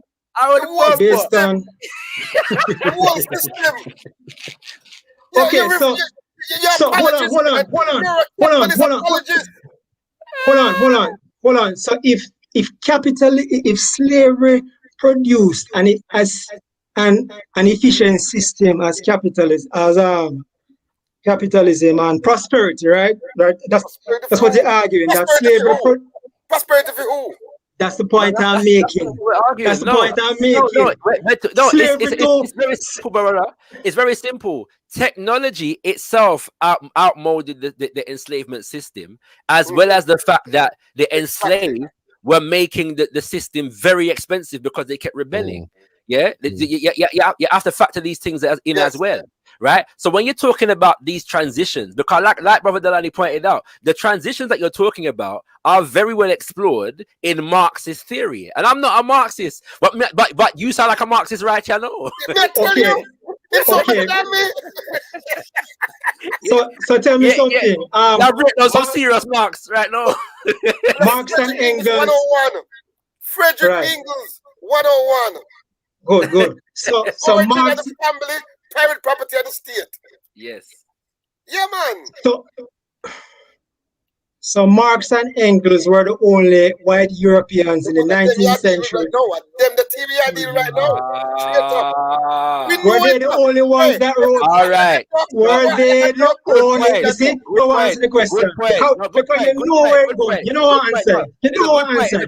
But just like we may not have needed, Marx and Engels, to delineate the history that you're delineating right about now. Just like that, Africa has never need V.I. Lenin to tell us the capitalism and imperialism are wrong. Right? We never leave V.I. Lenin to tell them something there. Yeah. You know what I'm saying? Guess what? We never leave. Coffee. What system? So hold on, Nick. Nkrumah. Who him read? Him read everybody, him read Marx, him read Engels, but the man that fired his enthusiasm the most was the most eminent prophet and king, His Excellency. Mouth make for chat. Mouth make for chat. Him can't say anything. Mouth make for chat. People always quote that as if that have any resonance. No, but Nkrumah was a Marxist. He was a Marxist. That's what he said it. Hold on. He was a Marxist. He did. He was a socialist. Yeah, he was a self-professed socialist. He was a Marxist. He was a socialist. He was a Marxist. No, he defined. Yeah, he was a Marxist. He defined his. Yeah. Okay, good. Thanks. One honest, brother Jelani. Thank you. He was a Marxist. Good. Listen to me. You saying that that's a badge of? Well, on the coffee. You saying that that's some kind of badge of dishonor or something like that? Like it's some honor to be a capitalist. Listen, there's most of my heroes are socialists. Most of my heroes, them. Well, you honest. You honest. So that you can't shame me with that them kind of labeling. Me love Nkrumah to net. Me love Nkrumah. What about Karl Marx? Right? Me love Nkrumah. Hold on there. No, man. What about Karl Marx? I'll tell you better than that. We love Nkrumah. Hold on. We love Nkrumah. We love Maurice Bishop. We love Walter Rodney. We love Thomas Sankara. We love we love Amilcar Cabral. We love Julius Nyerere. We love the whole of them. Yes, we love them. Yes, we love them. So how you say you're not socialist? How you say PAC man a socialist? You see what I say? Because I love them, I must be socialist. Because I love them. Yo, we're not socialist, man. Because I love all of them. Yeah, I love them, yes. Yeah. Can I come in a second? Yeah. What Martin Luther King? You love him too? Love him to bits. Love him. Love him socialist. Love him like Du Bois. What about Du Bois? Love him. Me love. Du Bois are different thing. Du Bois are different thing. You can't be Gavin. No, Du Bois is a different thing. Shaka, you know that. Hold on. Me not right now. But me love Martin Luther King like rice and peas on Sunday. Du Bois. Why you know that? Me love Martin Luther King like rice and peas on Sunday. Hold on, Delany, Shaka, Du Bois. He died. Shaka, Du Bois. The bois is a different thing, especially as a Gavi, right? Yeah. But he evolved. We can't say that he evolved, right? Yeah, into Marxism. From socialism to Marxism. Evolution, but it's a different thing. Listen, MA come through. We have a question after MA. We have a question after MA. Got you. Yeah, you lot giving me joke, man. I love it. Other brothers them, yeah. He can't get to it. He's a capitalist apologist. Because Alfred Finker said something a while ago, and I want to move on to something that he said after you, MA. So go on, you. Yeah. I'm not gonna get in a mix up too much because you lot are going in like solid, you know what I mean? The brother Kofi, I just wanted to just pick up on a few things that I'm trying to get your position a little bit more, get a bit more clarity on your position, innit? You don't need to know clarity, bro. He's a capitalist. That's all you need to know. So listen. So I'm Well, joking, wait, Kofi, well, I don't have any business, and I can't run a business, so that wouldn't make me a capitalist. I think of myself more as a Gaviite who believe in liberty. Hold on. 1 second. Remember, Nice, Liberty Hall. Nice. Hold on. So Kofi, yeah, that man. brother Delani, 1 second, brother. Yeah, 1 second. Kofi, Go on. do you live alone, brother? No, I don't. Okay. You got a man business. You got Hold on. No. I'm going somewhere. So you live in a house with people, yeah? Yes. All This right. is a trap. Do you run a capitalist household? No. Well, I know. okay. What do you mean by capitalist household? Oh Whatever God. Whatever it is that you think capitalism is, do you run a household like that? Well, I run my finances as best as I can on sound, rational economic basis. If I run my personal finances like governments of the world run their finances, I would be on the streets right now. Sorry, are you the head of the household? Is that what you're trying to say? You're trying to say that you're the head of the household and you have all of the resources yourself? Well, I can't really. Well, accordingly. I'm not going to say I'm head of the household because that will get me into trouble. So I wouldn't say that.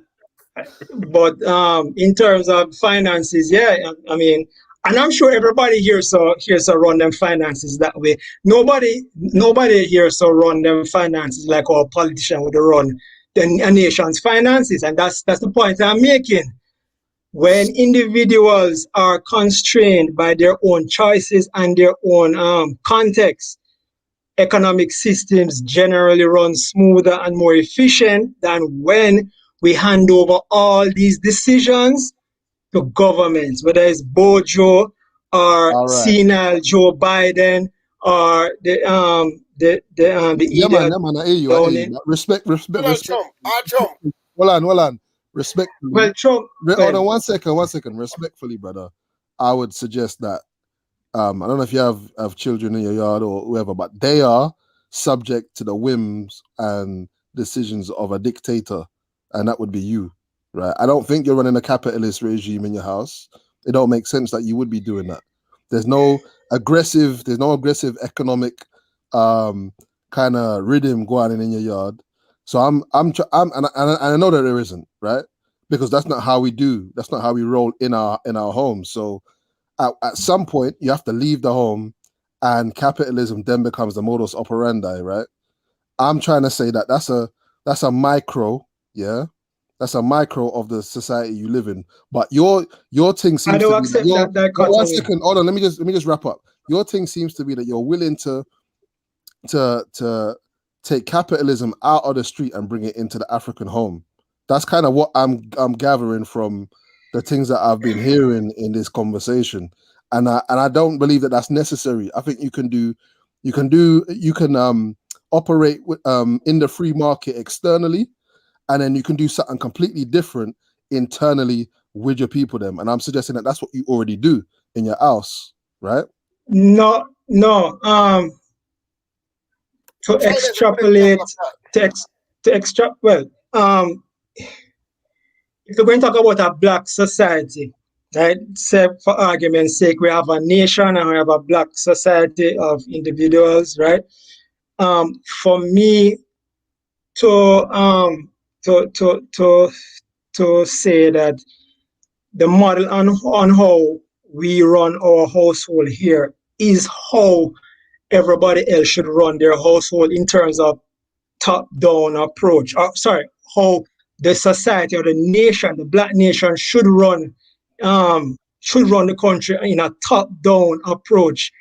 That is dangerous, right? Because a nation is made up of individuals with different tastes, different motivations, different goals, different values. Capitalism is top down, but capitalism is top down, bro. I don't know. No, it's not. No, it's not. It's Of the course, most. but you, but It's, brother, you already said that it's survival of the fittest, right? let me. I Like never said that. you've already said that. Right? We all Let know, me everyone on explain the why. panel, Let me everybody. explain why. Hold on, Let me 1 explain. second. Everybody on the panel already knows what capitalism is. Yes. Yes. Right. We're not in any debate about whether it's a top-down thing. Like by the nature, Of course, by there's the a debate. aggressive, by the That's nature what of I'm its talking about. You aggressive keep on assuming that patterns of certain economic. arguments are just dead and shut, slam dunk. No, it's not. Let me explain. Capitalism is the most democratic system because people vote with their feet. Why is it that people want to flee Cuba? What? Why is it that people want to flee all these third world countries and go wherever? Why? They're voting with their feet, right? Colloquial thinking, man. I'm not surprised that Emma is stunned by this. True. After I did come back and say that, is that your argument? What is the argument? Poor argument. What?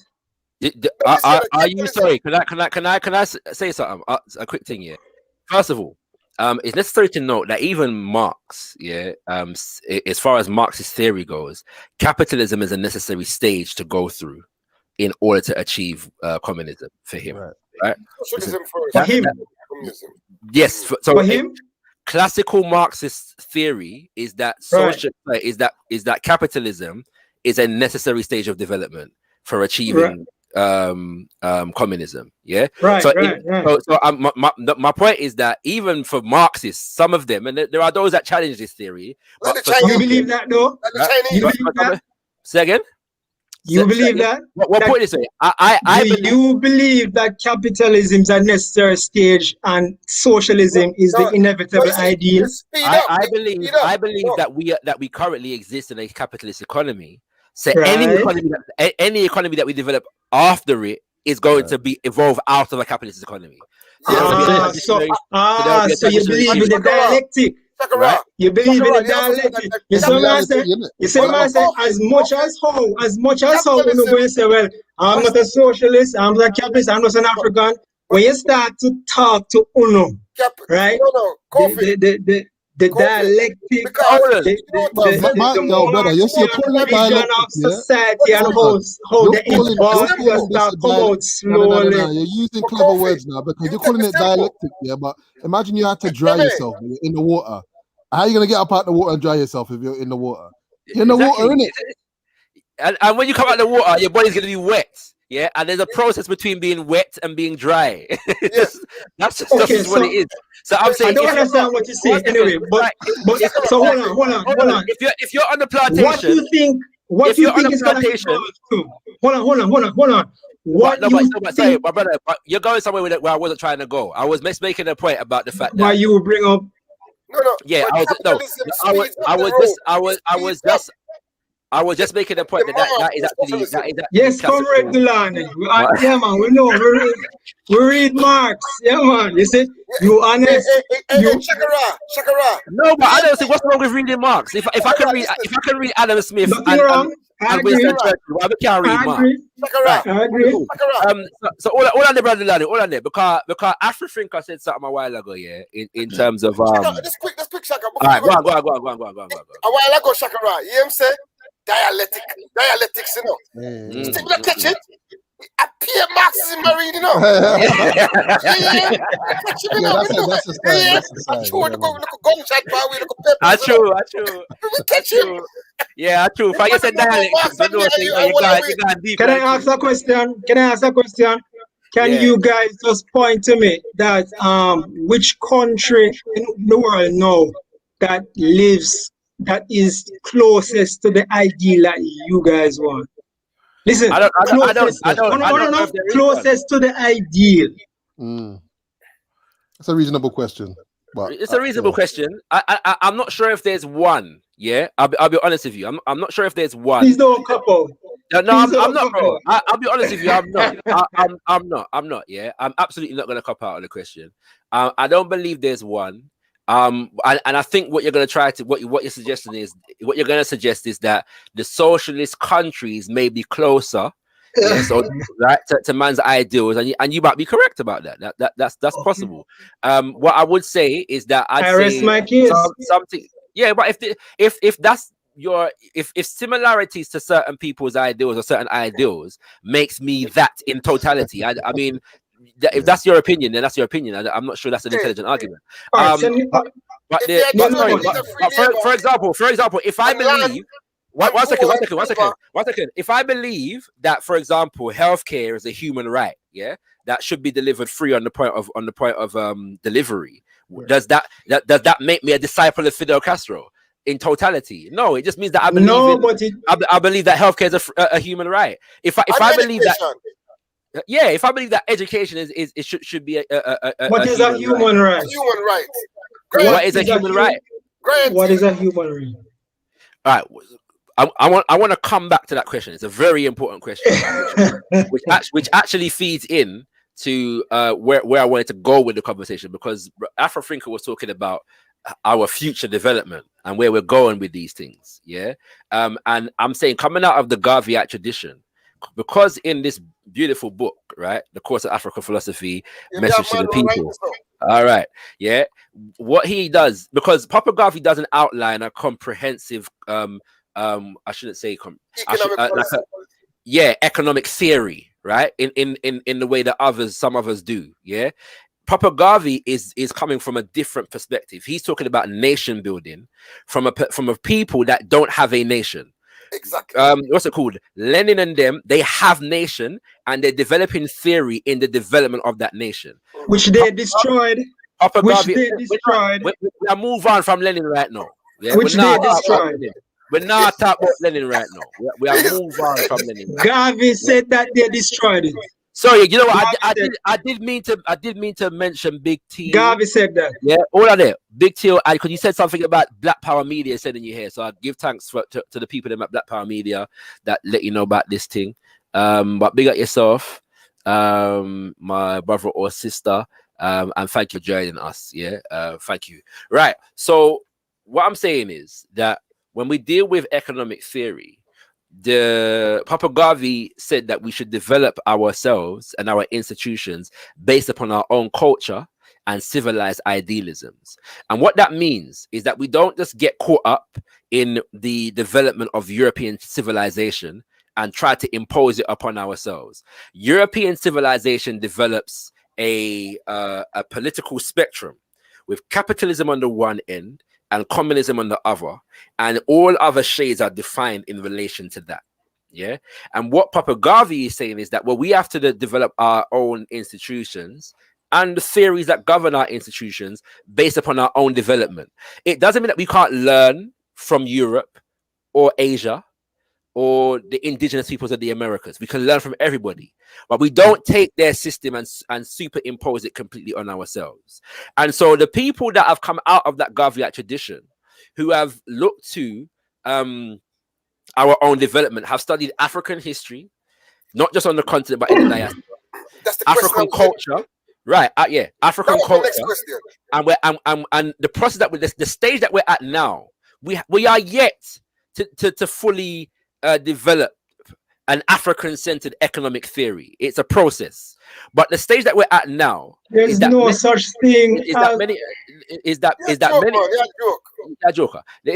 many of us, yeah, are delving into our indigenous societies and studying our stages and processes of development before the European, right? And even how we reformulated some of those systems in relation to the attacks of the European and the Arab, and trying to and extracting the principles, the central principles and values in order to develop cohesive economic theory. So, whereas capitalism, and even though you're distinguishing between mercantilism and capitalism, one of the things that those two systems share is an emphasis on an economy built around private property.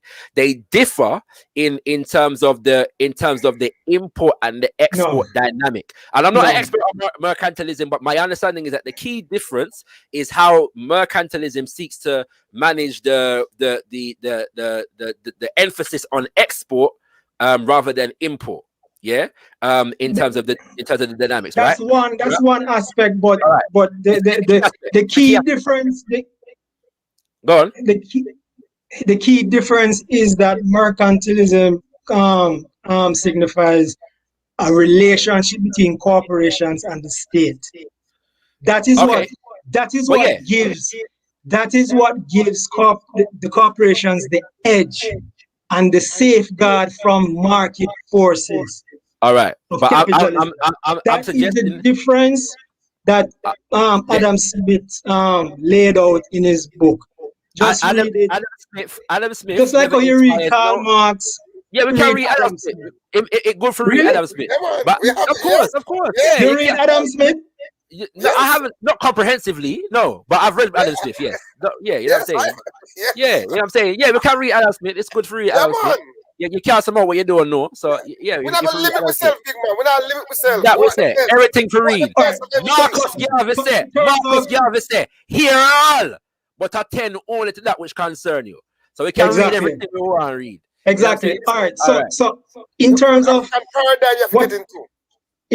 what he said about formulating an economic theory, African economic theory for ourselves, etc., right? Yes. All right. In your view, yes, the type of economic system should be imposed from the state in terms of a vanguard, or let me finish before you answer now.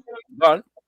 The type of economic system that a country or a people possess or follow or organize around, should it be imposed from a vanguard, whether it's a Afrocentric vanguard like what Chinweize was calling for, or a socialist vanguard like what Lenin was calling for, or should this economic system organize organically or emerge organically through the voluntary exchanges of individuals in the marketplace through contracts and exchanges? The first thing, and division of labor.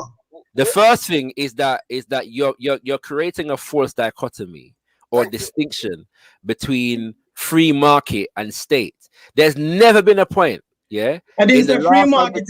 I didn't say free market. I said voluntary exchanges by individuals. Whatever you're gonna tell me, there's never been a point in the development of capitalist economies where the state has not regulated. I'm talking about you and what you want. No, I know, and I'm gonna answer you. I'm just correcting that fallacy. That's okay. Good, fine. Just tell me what you envision. Hold on, the man.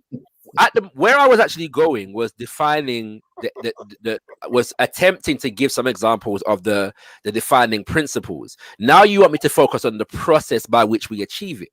Yeah. I'm not right now. Personally, my preference, is that we develop a critical mass of people that are impassioned by certain principles in order to develop certain social systems around certain education now. Yeah. I'm at the same time, So at the same, excuse me, let me finish. So before the critical mass. Let me finish. At the same time, I'm not opposed to the concept of a revolutionary vanguard. I think that if the it was only a matter of time before teasing out. You see, this is what I don't understand. You know, the denials. But you speak as though, excuse me, look, a revolution is a change of a system. The system can be positive or negative. Yes, there are some people that regard the dominance of the merchant classes in Britain over the monarchy to have been a revolution. Some people deal with that, right? But the glorious revolution.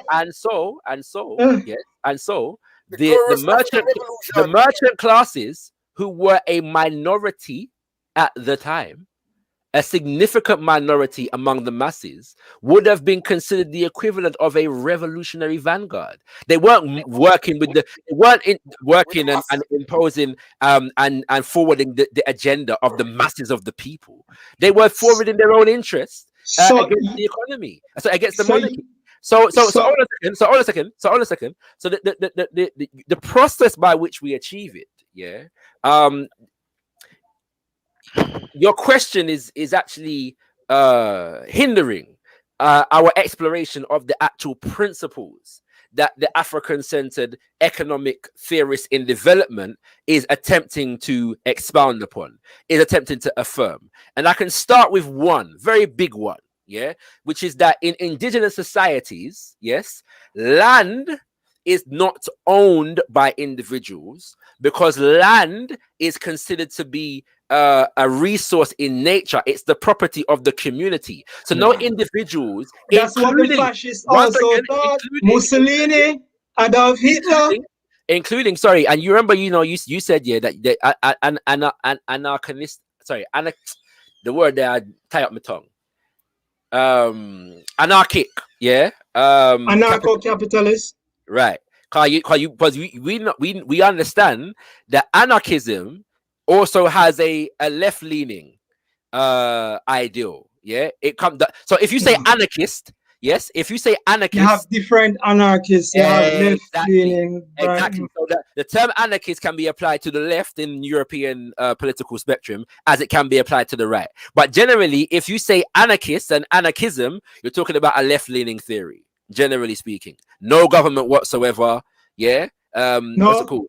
No, right? Left anarchists, they believe in the state. They want the state to take away businesses and give it to the workers. The ultimate form of anarchism is no state control. The ultimate form of anarchism is no state control. That's what they're talking about. Right. But that's the left-leaning thing.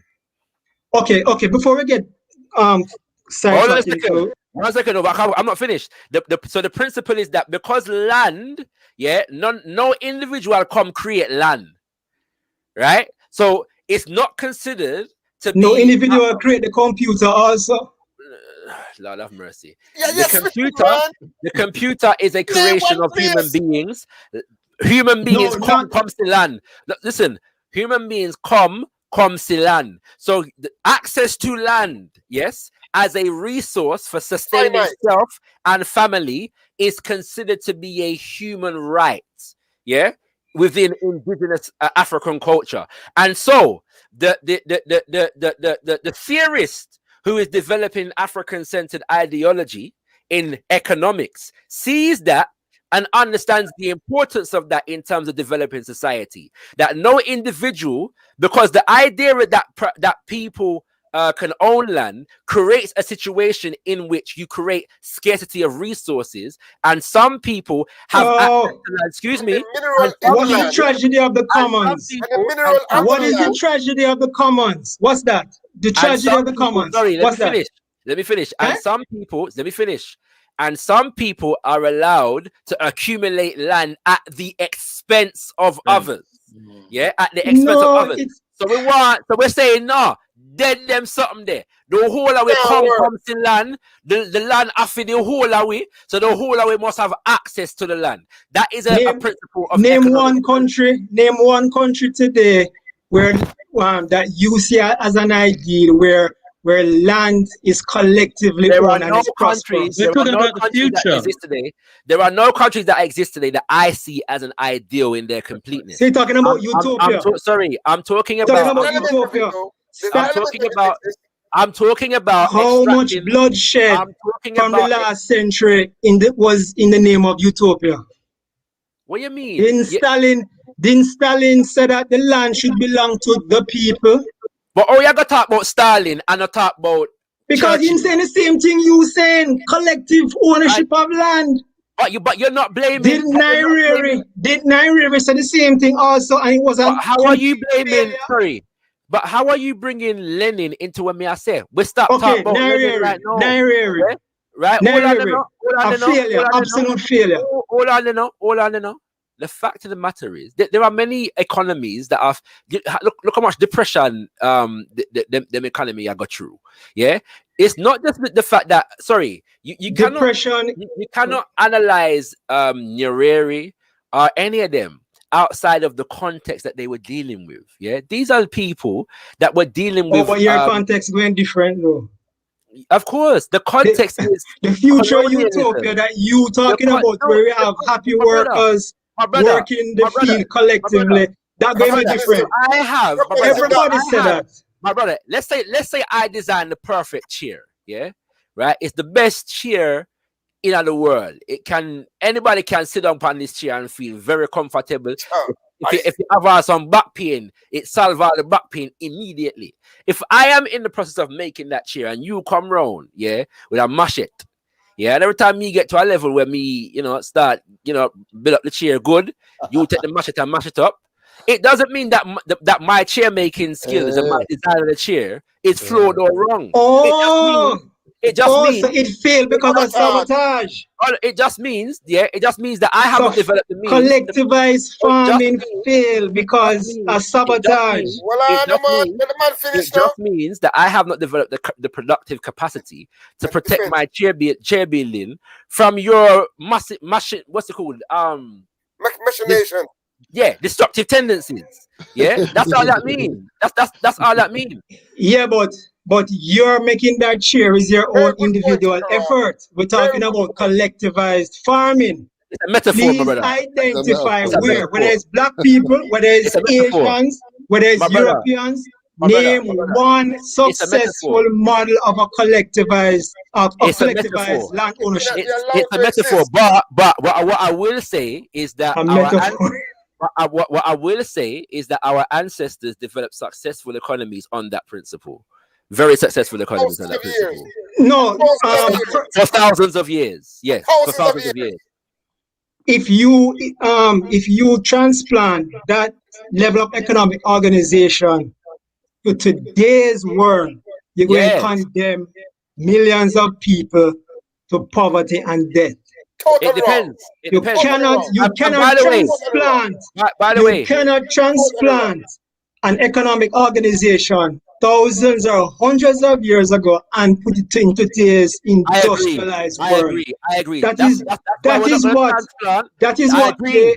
the environmentalists, the crazy environmentalists want, and that is why the policies that they are suggesting, they're going to condemn millions to die, and probably that's why the vaccine come to anyway.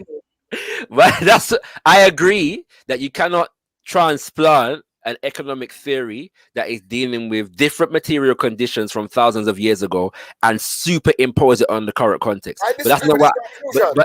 But that's not what I said. What I said. Of course, you don't disagree. But that's not what I said. What I said is extraction of principles. Yeah. So the idea of land access being a human right is a principle that can take on many forms of organization. That's very simple, right? Yeah, one second. Poverty in the world that we live in is defined by a lack of access to land and resources. The principal resource being land.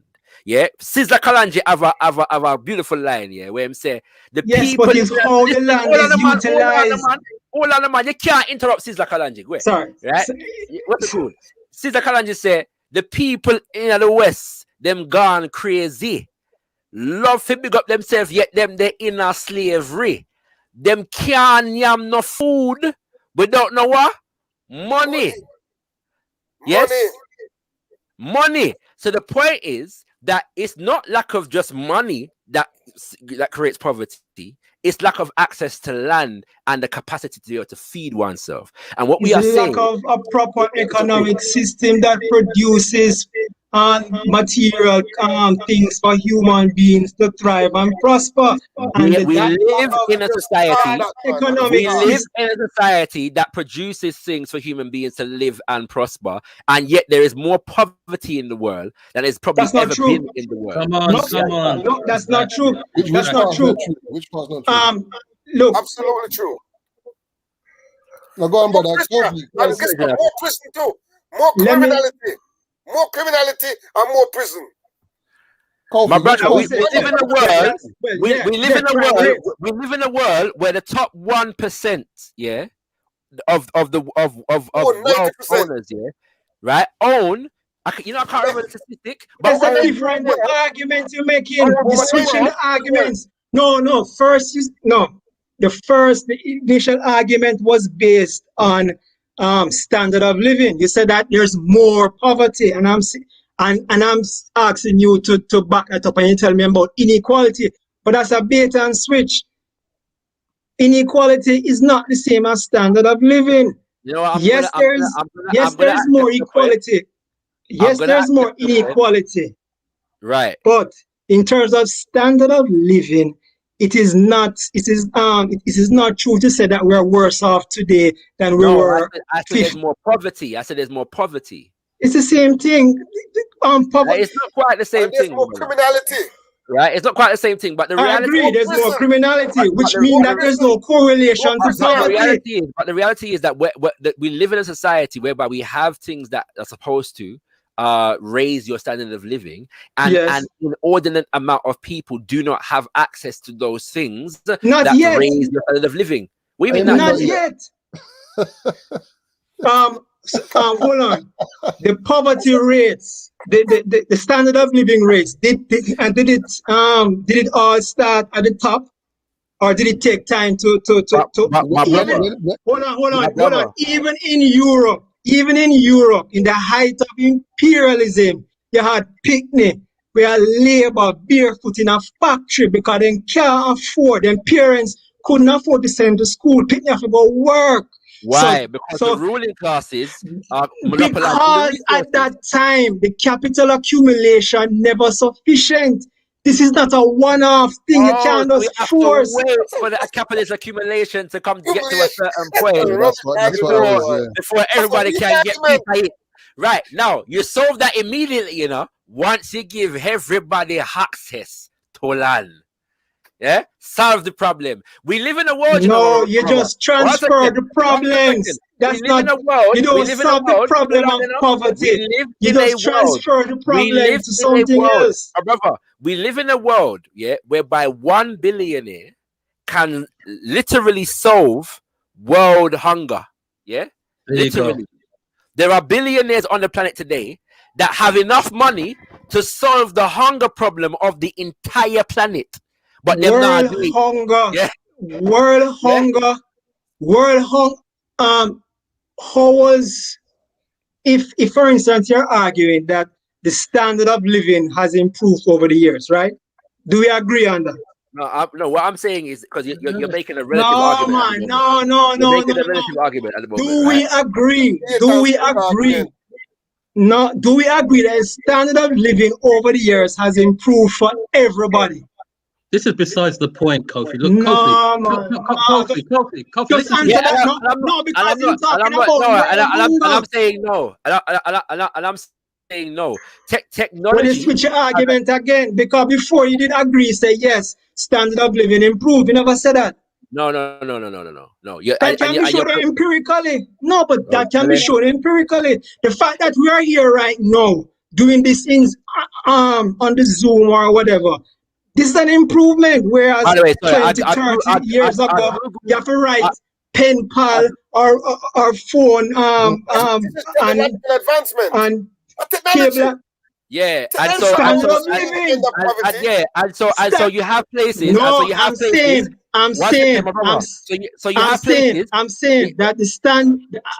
that world hunger, which that you're so concerned about, what everybody is concerned about, or should be concerned about, there basically are essentially two ways to solve it. Either we empower government to take from people who have and give it to people who don't have, or we allow it to solve itself organically in the way it has been solving itself over the years in terms of improvement of living standards. We have more food, we have more clothes, we have more electronics, we have more cars, transportation, access to information. Elitist mentality. That is undeniable. Some bourgeoisie mentality. No African liberation. There is bourgeoisie, I guess. So hold on, Vanguard or what? Vanguard are not elite. Hold on. Vanguard are not elite. You think Stalin did live like a peasant? You think Stalin did live like the peasants? Stalin had summer homes. No, we're not Stalin saying. had almost about 3 mansions. Stalin had. 1 second, Kofi. 1 How second. about Lenin? How much house Lenin have? We're not saying everybody. How much house Lenin have? No. How much house him have? Hold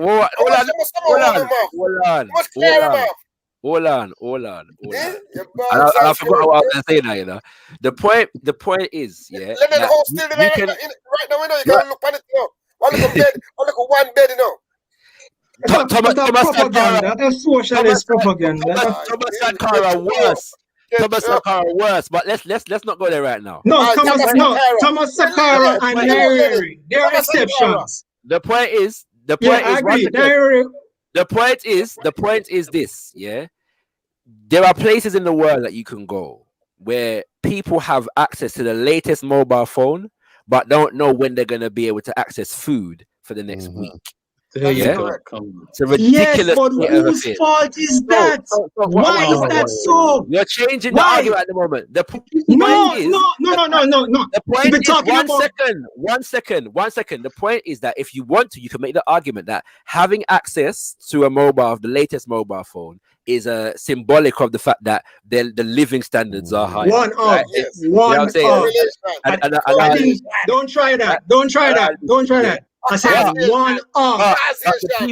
the people them don't have access, yeah, to basic amenities, yeah, food, clothing, and shelter. All right. Why? And 1 second now. 1 second. So what we're saying is that we're moving towards a situation whereby we're talking about African liberation. And liberation is for the masses of our people, because we come from cultures that are people-centered. And so we have principles like Ubuntu and Iwapele, yeah, and Ma'at, and all these things, because we're dealing with people-centered philosophies, not profit-centered philosophies, but people-centered philosophies. You see where you get that from? Where you get that from? That doesn't mean people versus profits. Where you get that canard from? Well, my brother, Europeans. Capitalism. It's not Europeans. Capitalism is a profit. Capitalism is a private property, profit-centered economic system. Not a people-centered economic system, right? Not a people-centered economic system. It is. The market is the people. The pursuit of profit. No, because you don't understand. No, you're right. You know what? You're right. You don't understand. You're right. The market is me, you. That's the market. You know why you're right. Because in a capitalist system such as the one that we live in, corporations by law are treated as. So you're right. You're absolutely correct. Yeah. Let me ask you a question. Let me ask you a question. In terms of corporations, right? We hear this thing about corporations shouldn't look out for the share value of its shareholders. It should have a more broader social agenda. If Garvey's corporation, the Black Star Line, if it wasn't sabotaged and it was turning over money for Black people, right? Do you believe that the United States government should therefore step in and redistribute this profitable institution, profitable corporation to the masses of the people in America? One at a time. That's a beautiful question. That is a beautiful question. One at a time. Yeah. That is a beautiful question. Every corporation, then fine. But if you're going to single government law, do it to all it's a beautiful question. In America. It's a beautiful question. Let me answer it by reading the words of the prophet first and foremost. Then we're going to the answer nice and easy. All right? Hold on there. All right. Yes. So, Papa Garvey now speaking in Message to the People again on the chapter on communism, where he's ripping into communism, right? And he says, while communism may be good for them, the white people, them, yeah. So he's saying communism may be good for them, yeah. He says it will be a bad thing for Negroes who will fall under the government of the most ignorant, prejudiced class of the white race. The ignorant white man, Hold on, the man. Relax, the man. Chill out, the man. No, man. Listen to the words of the prophet. Taking the words of the prophet, man. Taking the words of the prophet. We are dealing with. Yeah, interrupt the words of the prophet and all them something there. Sacrilegious boogies you are dealing with. All right. He said the ignorant white man is so cruel. cash short exam.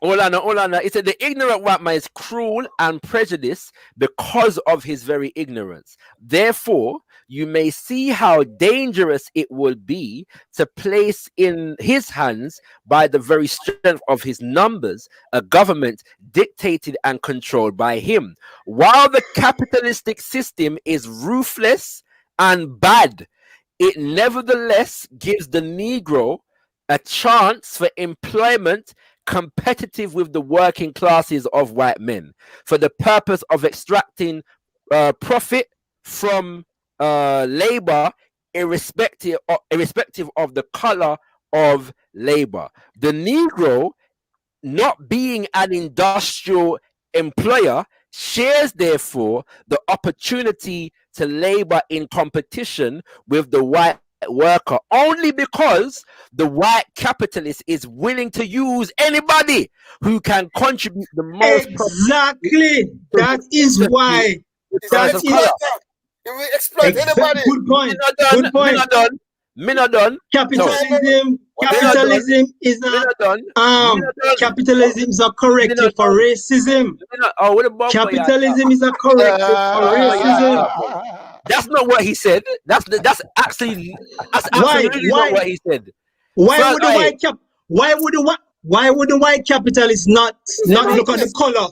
One sec. Why would the white capitalist not look at the color? One sec.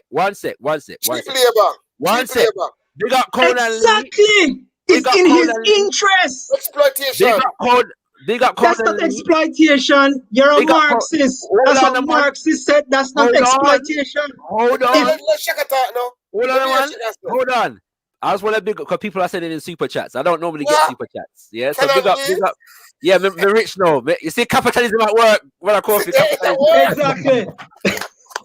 No, I think that's socialism still. Yeah, true. Socialism, this, that's that. Big up to Coda Lee, and big up to my brother Gunnar Jacob, but he's not giving it to me. He's giving it to brother Kofi, yeah. So, but because I'm a true capitalist, I'm gonna take the money anyway and not give you a penny, brother Kofi. All right. So don't worry about it. Well, we didn't have a contract, so all right. So. Indeed. In the spirit of capitalism, truth on my platform. What's it called? Right. So what am I saying? Why have I read that? Yeah. You asked the question: should the government come in and redistribute the wealth? It's an excellent question. Now, when you pre the strategy of the UNIACL and Papa Garvey, what they're doing, and people can agree or disagree with the strategy, but you can see that what they're doing is trying to develop collective wealth among African people, but owned privately in relation to the economy that they're a part of. Does that make sense? So it's private in relation to the capitalist system, but collectively owned among African people, because the goal is economics. Because the goal is nation building. So therefore, in order to answer the question, listen, may I answer your question? All on the man, may I answer it? Because this is war. I'm giving you a war analysis. Yeah. So in war, why is it war? Why is it war?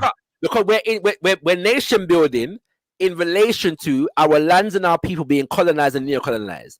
That's European. War. The idea that economics is war is straight out of German romanticism. A man called Carl Schmitt. That's where you get it from. That's a Eurocentric view of economic organization and trade. And it's a war. So you come with that. War. I never said. I said voluntary exchange. Capitalism is the most peaceful economic organization. war. Boy, I don't know Yeah. you've been smoking, you know. No, I don't know what yeah. you've been drinking, boy. Well, in there, Florida, you know, so apparently them have the serious, the serious ganja, you know, down there, so you know what I mean. They have the serious high grade, and them and California around the marijuana industry right now, you know. And them, you know, so, and the capitalists in the Florida and California, and take over the whole of the business. And left the little poor countryman in Jamaica for himself and all them something there.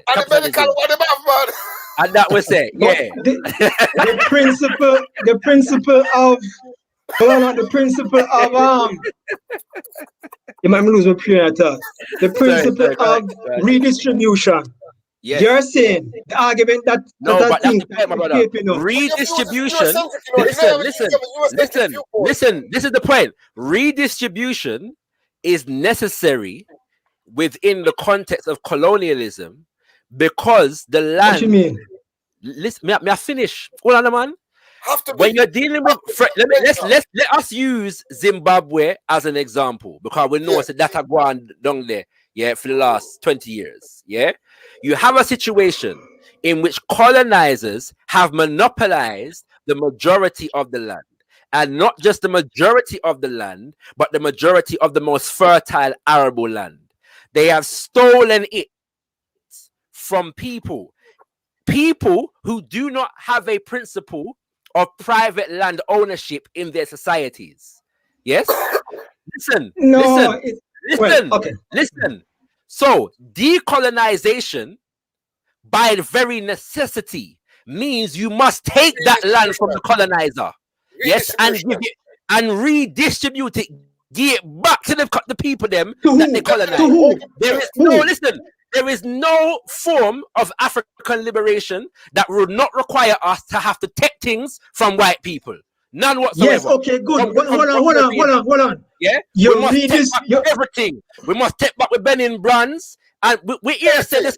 We even here to the skull of Umbuya Nyanda, the Zimbabwe freedom fighter there, the British Museum right now. Yeah, we must take back everything. Right? We must take back we must take back the diamond mine them in a Sierra Leone and Congo. The gold mine them in a South Africa. We stay with South Africa. Take back the land. Just for argument. We stay just to focus. We must take back the Niger Delta from Chevron and Shell, yes, and Exxon Mobil and all them and BP and all them bomber there. We must take it back from them and redistribute. Yes. Okay, good. And the people them will live in the land and upon the land and in the area. Yes, sir. The prophet. Okay, so who should take back the land? We African people. I give it to African people. All right. We don't answer the question enough because we know where it's going. We say we.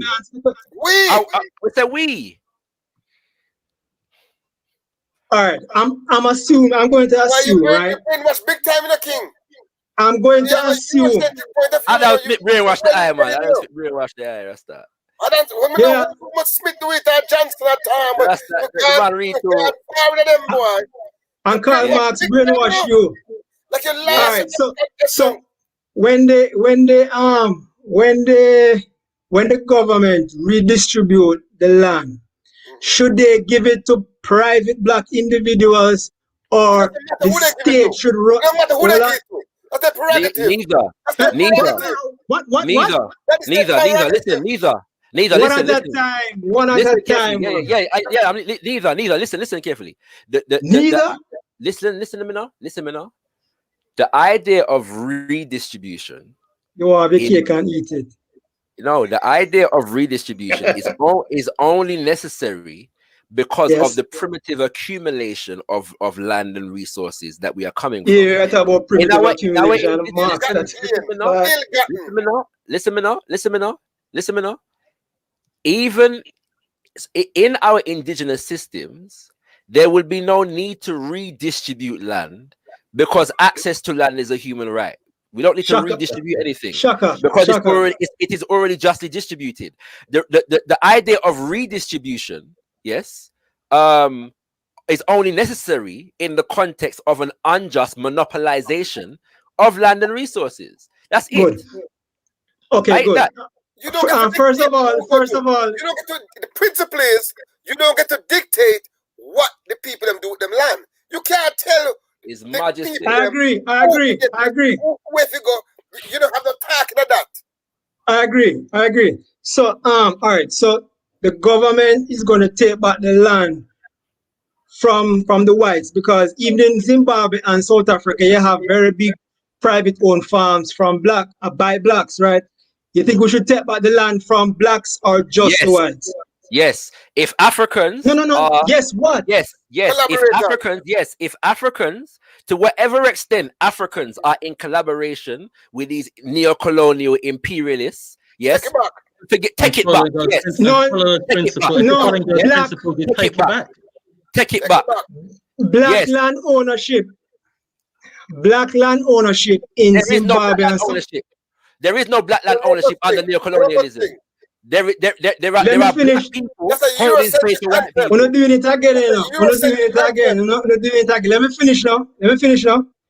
Black land ownership. I'm talking about post-independence, right? In Zimbabwe and South Africa, you have people, a lot of these people connected with the state, very rich people, black people who have big farms, whatever, they're very rich, right? There's no point denying this. So I'm asking, the government, in your view, should take back the land from everybody and run it.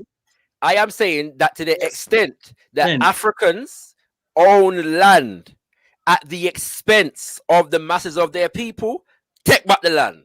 Take back the land. So the land belongs to the people. Oh, the land don't belong to not one individual yasso, no one individual lesser. The land belongs to the people.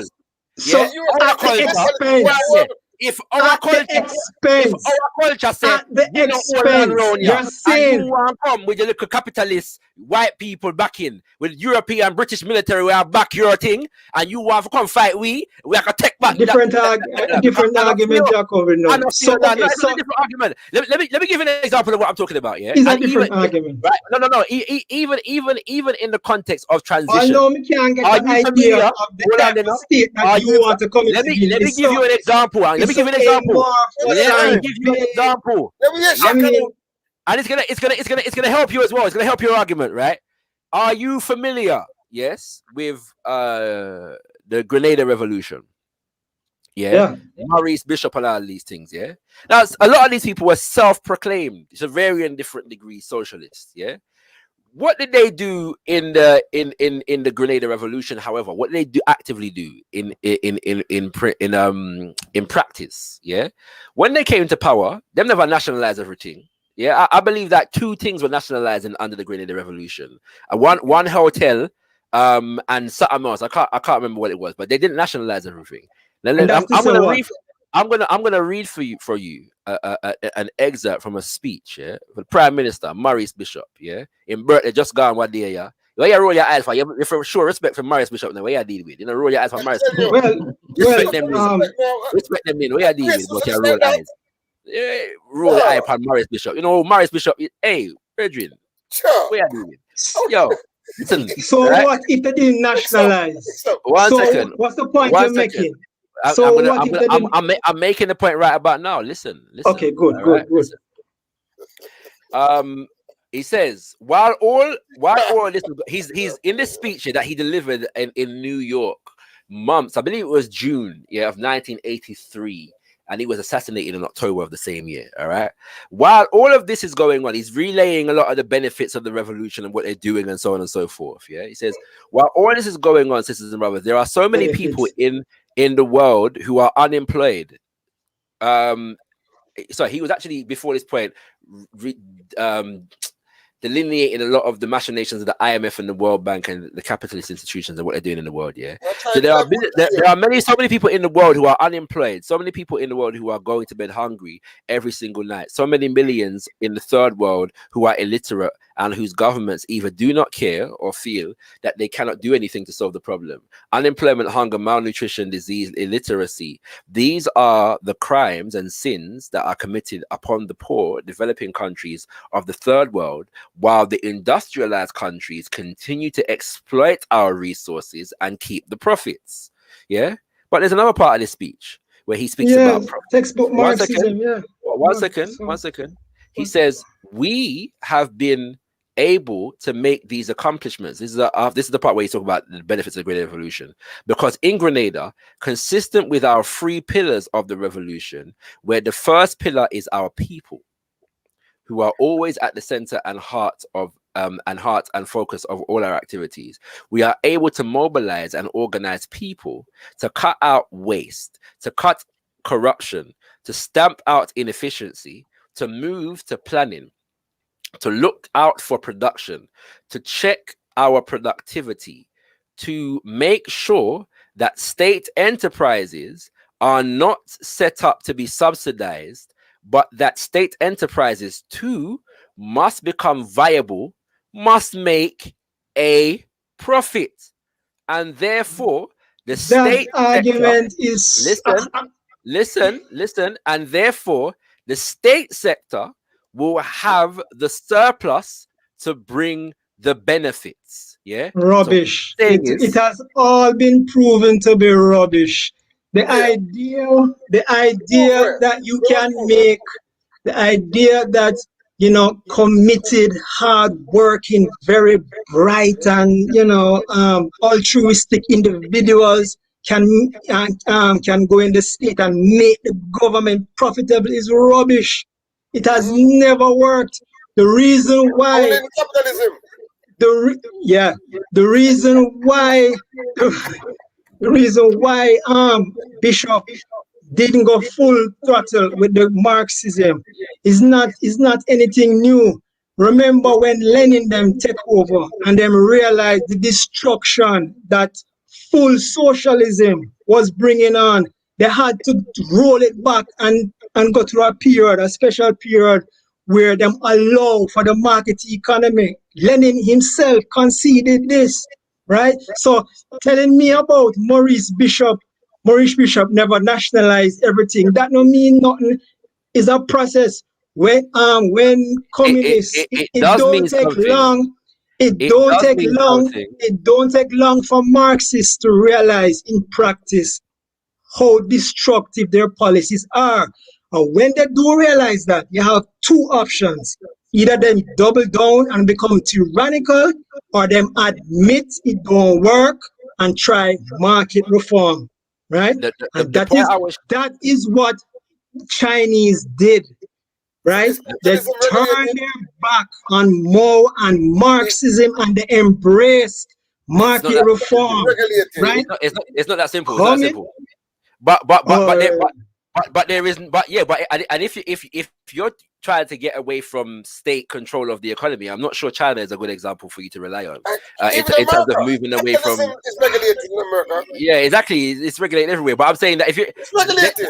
There is no economy. You're switching your argument. No, you say regulated versus control. You have different. What's the difference?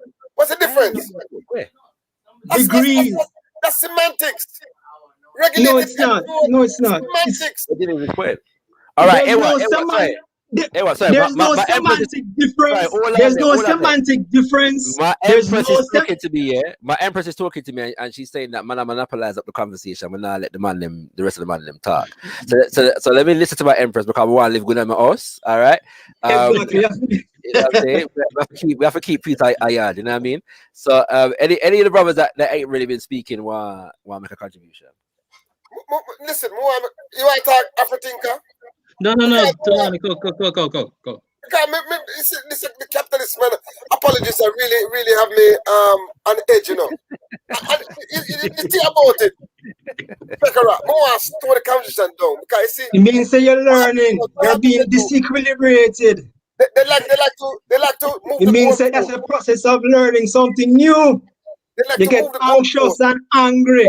That means go away with the old ideas and embrace new ideas. Now you're trying to reconcile two different competing ideas. All right, you finish. All right. You don't like Shakara, the whack-a-mole. The bigger pot, you have to whack. Sometimes I try to catch him. When we like to do all the conversation down, I crawl him. Yes. We slow the conversation down now and analyze it step by step, you see. All right. Because Got you. It's give this altruistic version of capitalism. Like the capitalists them never start by robbing and thieving. And you can't get away from that. Nah, go make him get away with that. That's true. Free labor for 250 odd years. That's true. Free lad. Hey, remember gold, you know? Gold was free in America, you know? Yes. Man, never take it. Yes. Millions of acres of land. Millions, not thousands, you know? Millions of acres of land. Correlation is not causation. Listen, and Brother Delani, up until was it the 1950s or 40s, they were on the gold standard. Yeah, and Europe not a gold to them extent there, right? Why they come off? Why they come off? That's capitalism too. Hold on. Who made them come off? The point is the fact that they were on the gold standard. Who made them come off? Is a reflection of the extent to which they colonized the world and thief people resources. No, that is the point. No, that is the point. That is the point. There is no gold standard without colonialism. There's no gold standard without colonialism. None. All right. Listen now. Gold standard for a modern market economy, you need your currency anchored in productivity, as opposed to just printing money. And the gold standard serves that purpose. The reason why they came off the gold standard is because they didn't have the discipline, right? They wanted to print all the money. That is not capitalism. That's Keynesianism. That's mercantilism. They're trying to cheat. All right. So what I say, you're saying that socialism produces lack of motivation, and so can we accept then that capitalism produces indiscipline? Is that what I say? No, criminality. Capitalism. Criminality, yeah. Criminality. Yeah. That's case. Did we not define capitalism as a system of voluntary contracts? Yeah. The capitalism. No, did we not define capitalism as a system? Wait. Let Brother Delani like make his point because he's got cut off a couple of times. Yeah. True. Sorry. Coffee. What I want to get to know is the benefits that was gained under capitalism. The benefit under capitalism was because of struggle. It was a struggle of the working people that got us the 8-hour, better working condition. True. It was a struggle. If working class people did not struggle, the capitalism still be exploiting those people. Yeah, the union them do them something there. Union. See, it's why the fact that the people didn't fight for their rights. They wouldn't have no rights. Yeah, man. The politician they would be still serving the class. Yeah. Because labor have to rise against capital. That's Marxism. That's the Marx. The living standards, prosperity in terms of struggle. It depends on what you define by and what you mean by struggle. You have struggle for liberty and struggle for government control and coercion. Listen, man, you're muddy the water, man. You're muddy the water, king. Let me finish now. Better working condition. You work in a factory. Let me just address that point. You go home to your family when you do the work done. The factory then was Let me just address that unsafe. point. It was very unsafe to work in many of the factories. Because the capitalists them are. It wasn't the unions that made it safe. The unions did not make the workplace safe. It was capitalism. The government put on regulation on the factories them. What? It was a regulation. I don't know what world you're living in, bro. What world? You're in the universe. You're living in the universe. Empirical workplace. You have your own world, you know. You know, you one world. The struggle in America is very clear. In Britain, everywhere. The working class. Let me just address that point. That point. Yeah, go ahead. Workplace safety, rising in wages, did not come about as a result of unions or government regulation. Oh my! When people are competing for workers, how do you draw the best workers from your competitor. This is rubbish. It's a Star Trek. Rubbish, man. We got a You No, man, just answer the question. different timeline. Man, you're living in a fantasy land. You're living in a fantasy One at a world. time, one at a time, one at a time. Fantasy. You Fantasy. are One at a time. universe. Live long and prosper. Me I tell Not you, profit, no. Prosper. Starship Enterprise. You live in some other universe. What galaxy are you living in? Coffee. Mirror Answer the Greetings, question Mr. one at a Untouchable. time. Greetings, How Mr. do you Untouchable. draw? Greetings, brothers. How do you draw labor as the best labor to your enterprise? How you do that? Hold on. One at a time. Come on, man. How did the 8 hour came into being? Capitalists brought it into being? No, unions. But how? Socialism. Now answer my question. Can you know? That's why I don't answer. Can you know? Can you know? All right, one second. Coffee. Hold on, coffee. Brother Delani, 1 second. Mr. Untouchable, greetings. Blessed, brother. Greetings. One second. Mr. Untouchable, where are you coming in from? The Bahamas. All right, greetings. Welcome. International. What's the contribution?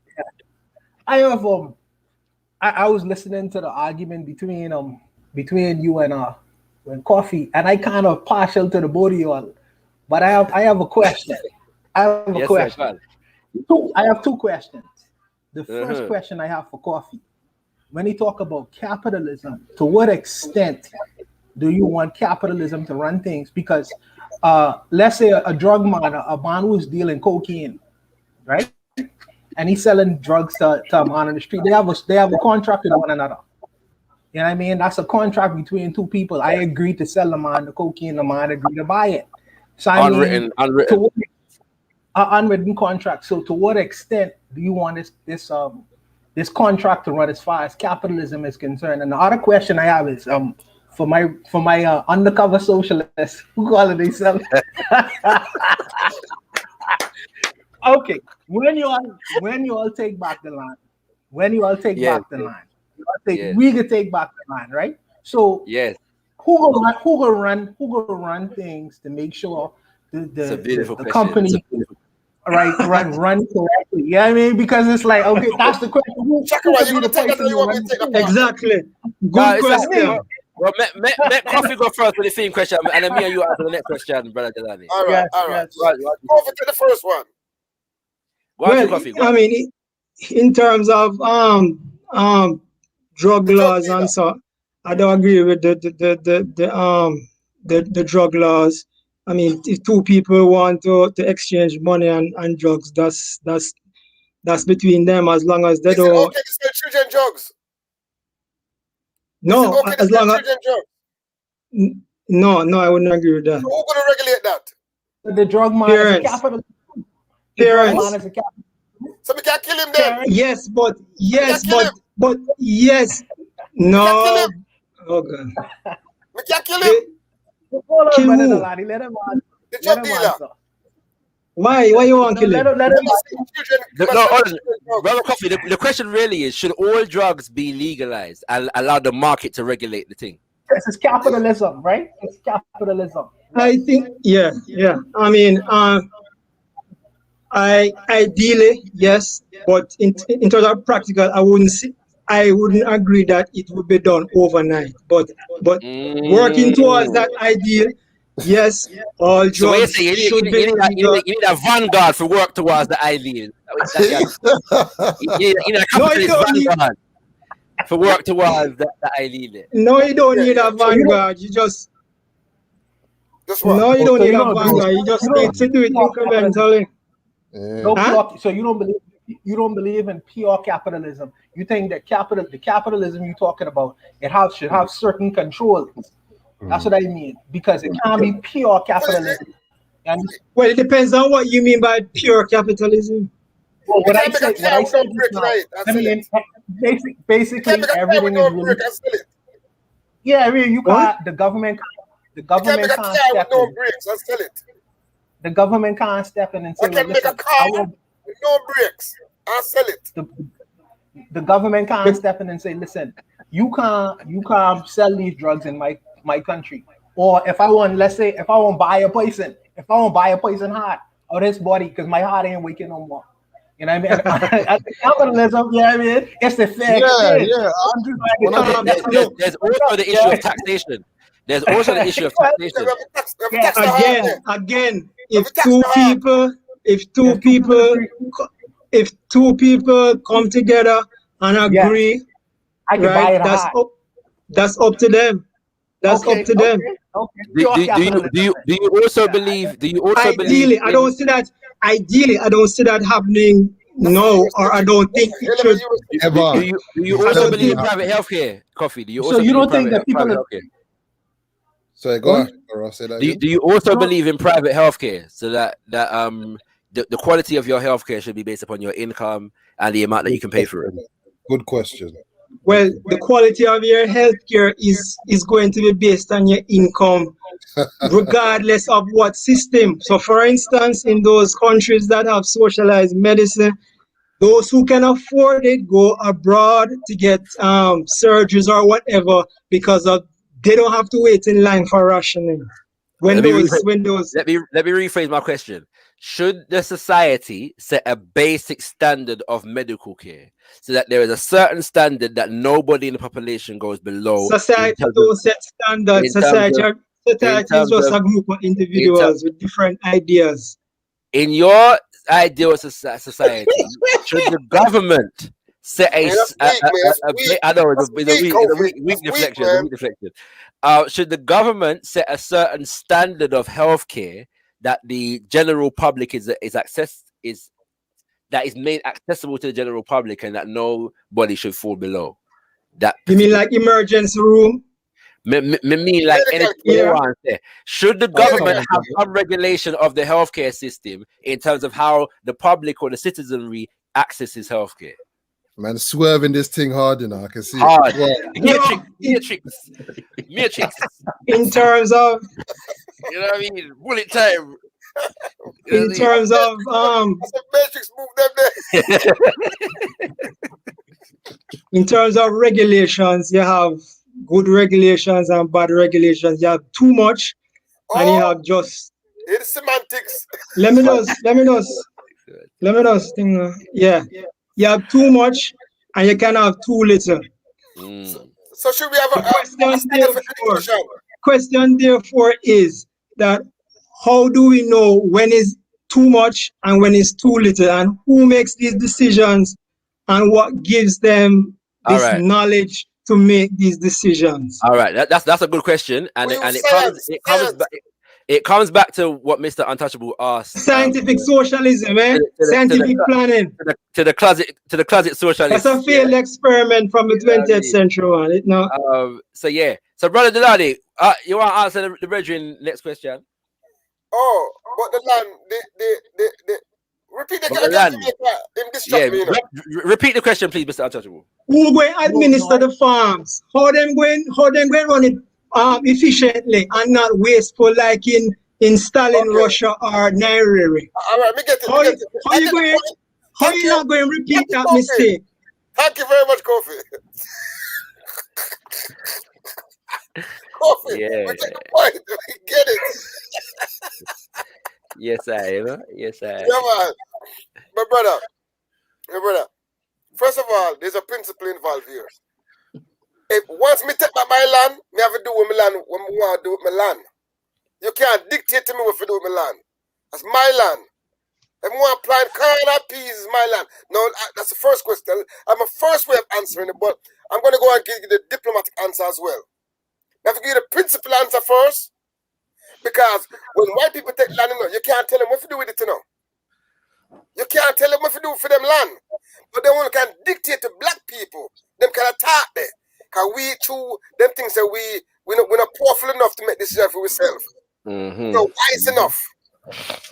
Yes, but remember we said that we learn through experience. Hold on. It's an insulting question, because they're insulting our intelligence by asking those questions. Because they don't come on. Hold on. No. No. That's why there's two answers. There's a principal answer. There's a principal answer. You coming like Matrix now? Yeah, dodge. No. There's a principal answer, and then there's a policy answer. No. All right, let me go on. The policy now is that we use the land scientifically. We distribute the land to the people who can do the work. We utilize the land for the best. The government. So they do things scientifically. They do things scientifically, really? Who the hell can do it? Let me answer the question. They're gonna come do it for we? Yeah, and nothing wrong with that. We live in a society right now where the government decides things to do with the economy, and then we can't do nothing about it. So And I that don't know causing the problems. That's causing the problems. That's the problem. Hold on. Now the reality is, that there are various ways that system can be administered. I think again, if we're extracting principles, from the African-centered frameworks, normally what happens in communities is that there are people's organizations, that regulate certain aspects of the society, all right, that are responsible for regulating certain aspects of the society, and they do so on behalf. So, for example, markets in a lot of traditional African society were regulated by organizations of women, and they had a responsibility to administer certain things on behalf of the community. 1 second, please. And somebody else coming through here. I'm gonna soon wrap up the conversation because we've been there for nearly 3 hours. And it's like 2:00, 1:30 in the morning in England, and me have woman figure hug up and all them something there. So we have to wrap up. We have to wrap up at some point, and these things. But what I will say is that, so in terms of extracting that principle into a modern day context, again, I think that Grenada has provides some examples. Not to say that the system was perfect, not to say that the system was perfect, but I believe it provides some examples. So what they did was to organize the society into zonal councils, parish councils, worker parish councils, farmer councils. They had a women's organization, a national farmers union, as well as local farmers unions. They had a youth organization as well. So what they were creating was the situation in which the masses of the people were organized in such a way that they had the power to affect policy, if that makes sense. So when it came to that organically or was it top down? So organically or was it top down? That organization. It have to be top down. It already, because exactly tampered with. Exactly. No, but not necessarily. But if we asked you a question earlier, and you said not yet, it don't reach this or yet.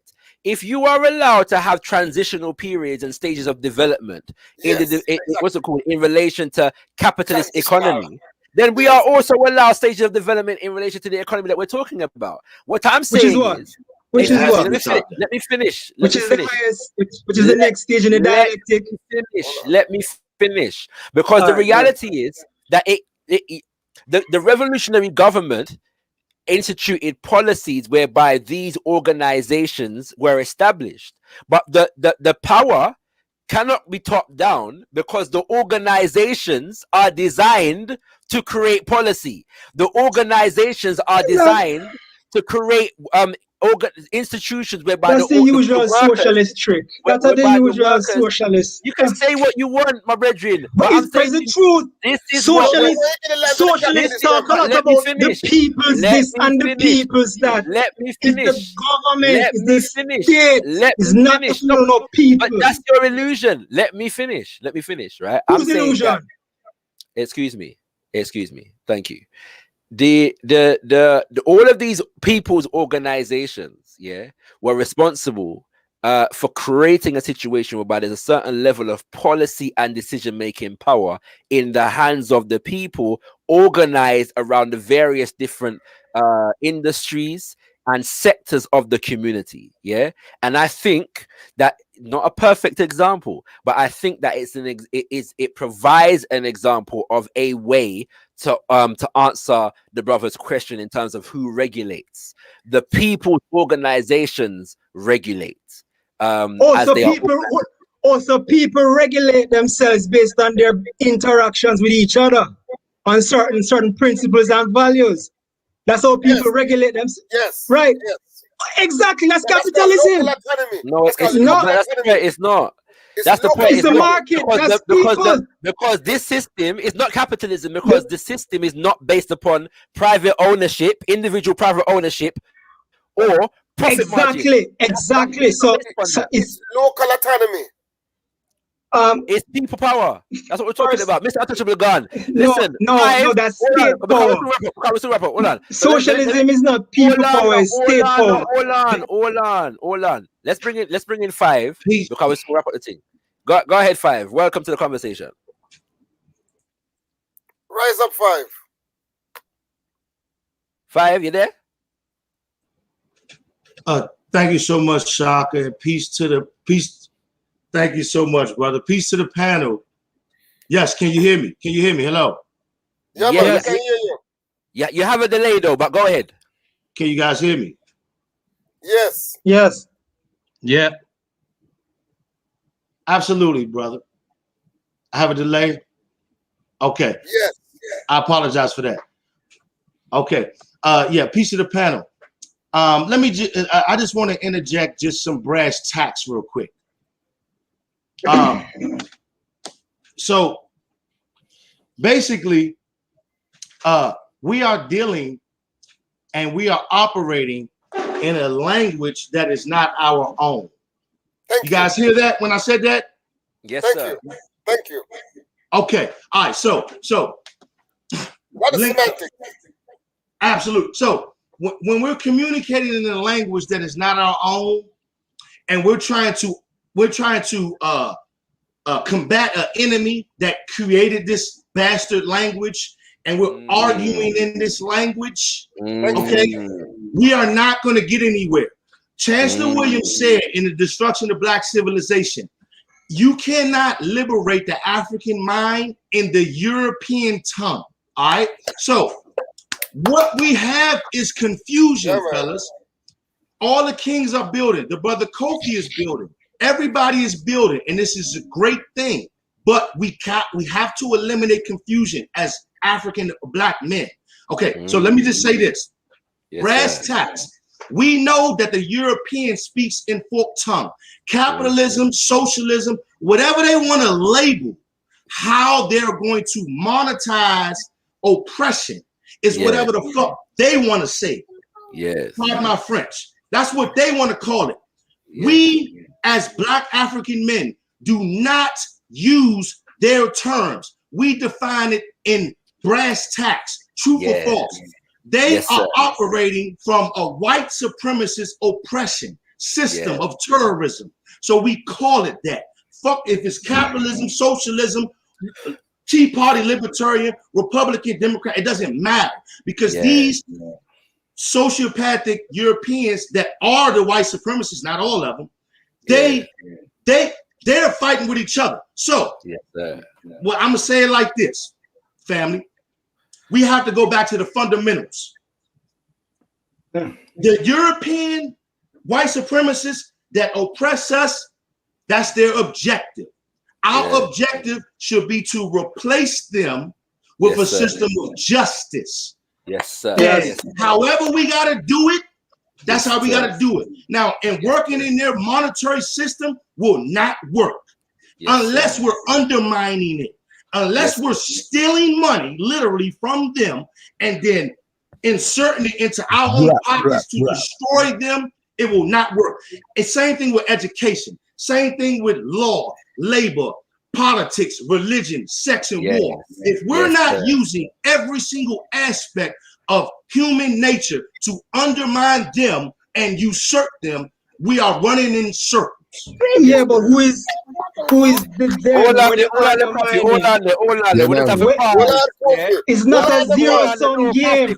Hold on. Coffee, no? When a man says certain things, you have to pause and I'll pour some libation and give thanks to Yes, the man, but that's ancestors. thinking. You know what I'm saying? And all these things. No, man. For the wisdom, yeah, for the wisdom No, I when agree you with. a while ago. You know Yeah, what I mean? I agree with my someone. wife is nodding as well. My wife is nodding as Yeah, well. You know? big up to Kasu, you know, because she understands the ancestral wisdom when it gets in the ring. You know what Yeah, I'm saying? I agree. Say, yeah, I agree. Say everybody have them own ideas that come to the table, and we come to conclusions based on the discussion. You know, the dialectic, the back and forth, and you flesh out ideas. But the underlying assumption that economics is based on a zero sum, all or nothing game. I don't mean to cut you off, Brother Is Kofi. Brother Kofi, Eurocentric. there's no assumption. Brother Kofi, I don't mean to cut you off. This is where the confusion starts. There's no assumption. Brass tacks is true or false. Either what I'm saying is true or false. The European uses economics to oppress us. It doesn't matter how we want to delineate or define it. Economics which economics? Listen, brother, listen to me, brother. Brass tacks means true or false, okay? It's no time for confusion. Economics is buy, trade, good, and sell. The European uses economics to oppress us. Now, how you want to define it or how anyone wants to define it, that's cool. What we need to understand is they use it against us. So what we need to do is use it against them. That's it, brother. But go ahead. Now, getting down to that, because when we're talking about this thing, yeah, what the brother five is getting to is the essential point, the essential principle, yeah. And this is what I was saying before, coming out of the Garveyite tradition, yeah. When we begin to talk about economic systems, we're not trying to imitate the West in capitalism or socialism. We're saying what works best for us. Yes. Capitalism work. 1 second. And what is our ultimate goal, and what are the transitionary stages? Coming back to what what Five said about language. That's why we begin to use words like Ubuntu, yes, and Ma'at, and delineate principles in order to define economic systems. Yeah. And I gave you one already. We don't own land individually. Land is communally custodianship is under communal custodianship, because we are not born we are not born with authority over. Give me an example. Socialists always talk about, you know, it's going to be wonderful if we all own it communally. Give me an example of where the system works. It's a Grenada. I'm saying to you, not really. Give us an example where capitalism working.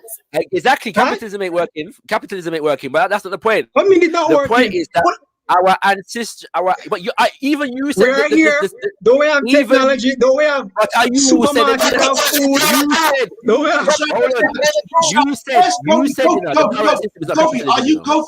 Kofi, are you studied in African history? Oh, not this one again. I would describe myself as a student of African history, yes. Okay, you describe yourself as a student of African history. Brother, you just asked Shaka describe a system of a communal land that works, and you say you are a student of African history? Today. For thousands of years. Brother, African history means in the past, brother. African history means the past, brother. Are you a student of African history? No, you tell me. I'm sure you're gonna tell me what you're not. So thank you. Brass tacks, brother. Let's get down to brass tacks. You're not a student. It's not a shot. You're not a student of African history. You're well versed in European systems, but you're not a student of African history. Really? Shaka just described to you African history. Okay. Yes. A communal land. That's African history. African history. Okay, brother, don't try to refute me if you're not a student of African history. So what you need to do now is listen. Africa is not a country. There's no such thing as African history as a monolith. That's not true. Let me give it to you very specific. Let me give it to you. This is the Very, very, argument that Eric here brother, let me give it to you about very African specific. socialism. Brother, let me give it. It's rubbish. All right, sorry. I don't mean to mute. Sorry, I'm muting everybody only because everyone's talking at the same time and nobody can hear nothing. Please let Five finish his statement. Then Afro-Thinker can come in because he hasn't spoken for a long time, and then Coffee can come in. All right. So with all due respect, thank you very much. Five got you. Thank you, brother Kofi. This is no disrespect, King. I love you. Listen, let me give you specific. The Dogon, that's in Mali, right? Dogon, that's up in Dogon, that's in Africa. They have a communal society. I can name 10 African countries historically before the Europeans inserted themselves in our continent that have a communal land, even Kemet. Okay, this is a fact, brother. If you can't refute this with scholarship and historical knowledge, then you have to accept it, brother. The European operates from a competitive standpoint, which is what you call, or they call, capitalism, socialism, or whatever they want to call it. They'll put a name on anything. When you're using their names for shit, pardon my French, when you're using their terms for things, you're already screwed up because it's thought, speech, and action. So if you're thinking in English and you're confused, then you speak in English and you're confused, your action will be confused. So we got a brass tacks. Africans, by and large, did not operate from a combative standpoint where, like the brother Shaka said, they own the land and you can't come here and I'm gonna take your we didn't operate like that. This is a fact, brother. So I'll just end it at that. All right, Africa. Yeah, thanks. This is where sometimes even on our side, which I think I can say now, we know which side I'm on. It's not on the capitalist side, but this is where even on our side, the argument can become a bit reductive and just intellectually false. Kofi is not equipped, and this is no disrespect to Kofi. He's not actually equipped to articulate the real problems that we should be able to see on our side of the argument and deal with them. And with respect to Brother Five, this is the problem here, is that you're talking about history and no one's disputing this. And this is really, a solid point. We all agree, but the problem still remains that the real problem, regardless of whether Kofi wants to bring it up or not, is how do we go from the historical knowledge, which is not now. We've got to now get to a place where we can bring our people from where they are now with this historical principle, which we then have to extrapolate into the future condition, right, that we need them to be in, because things have changed. People's minds have changed. And when and the lexical point, the point on the language is very valid. This is a very valid point. And Shakra's got a great video years ago, well, a couple of years ago, with Professor, I can't remember, Quapra or something. I can't remember the way that, it's very important that the lexicon is important, that we start to make transitions for those future changes that we're going to make. We don't need to wait for them to do the changes. We need to be preparing. But the issue now is that even when we talk about the words, that's just a question of translation, isn't it?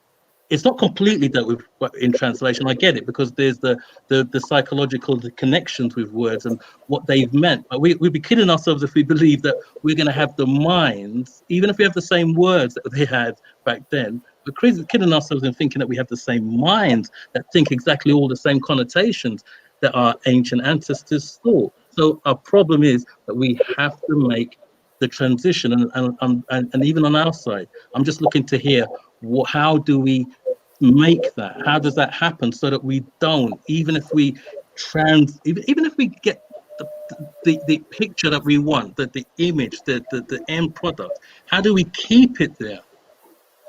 We've gone for question. Good question. Coffee, then Brother Delani, go on. Coffee. You're on mute, bro. Oh, sorry. Yeah. Well, first of all, on the whole issue of the intractability of language and you know, the whole idea of using other people's language and we can't understand each other if we do this and we talk it that way. It just reminds me of the whole postmodern discursive debate where, you know, everybody can get caught up in language and we can't come to any agreement, you know, based on how slippery and some languages. I don't buy that. I don't think that we need a unitary language, whether it's Swahili or Ubuntu or, I don't know, but communication is not a problem. Is the ideas that we get and that we hold on to. Not a problem, Kofi. Kofi, you have to verify that. How is communication not a problem?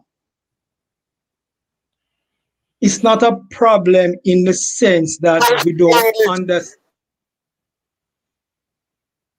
Hey, Shaq, what coming about you don't have the rules when I'm talking, man.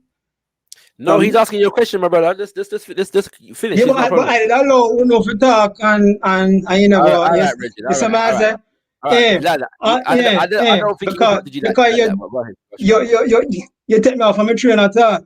What I say is that you can talk. We can talk about African history from now till the morning. I mean, the Dogon in Mali. I mean, Charles Finch book on the Star of the Beginnings or something like that. I mean, I remember reading it a long time ago. It's a fascinating book, very informative, and so forth. But we're talking about in today's 21st century industrialized, some say post-industrialized the economy, where for the last century, the ideas that some black conscious people have put forward as an alternative to the wicked capitalist system have failed miserably. And you can quote it with Kunta Kinte cloth all you want. Socialism in Kinte cloth is still socialism. When Nair talk about African socialism or whatever, it is still socialism. It did not work. So therefore, the concerns that Brother Alfred think of voice in terms of today, how do we improve people's standard of living? Assuming that that is the goal that people want. People want more and better things. People want more liberties over their life to make their own decision, not to be told what to do, when to wear the mask, when to get vaccine, etc.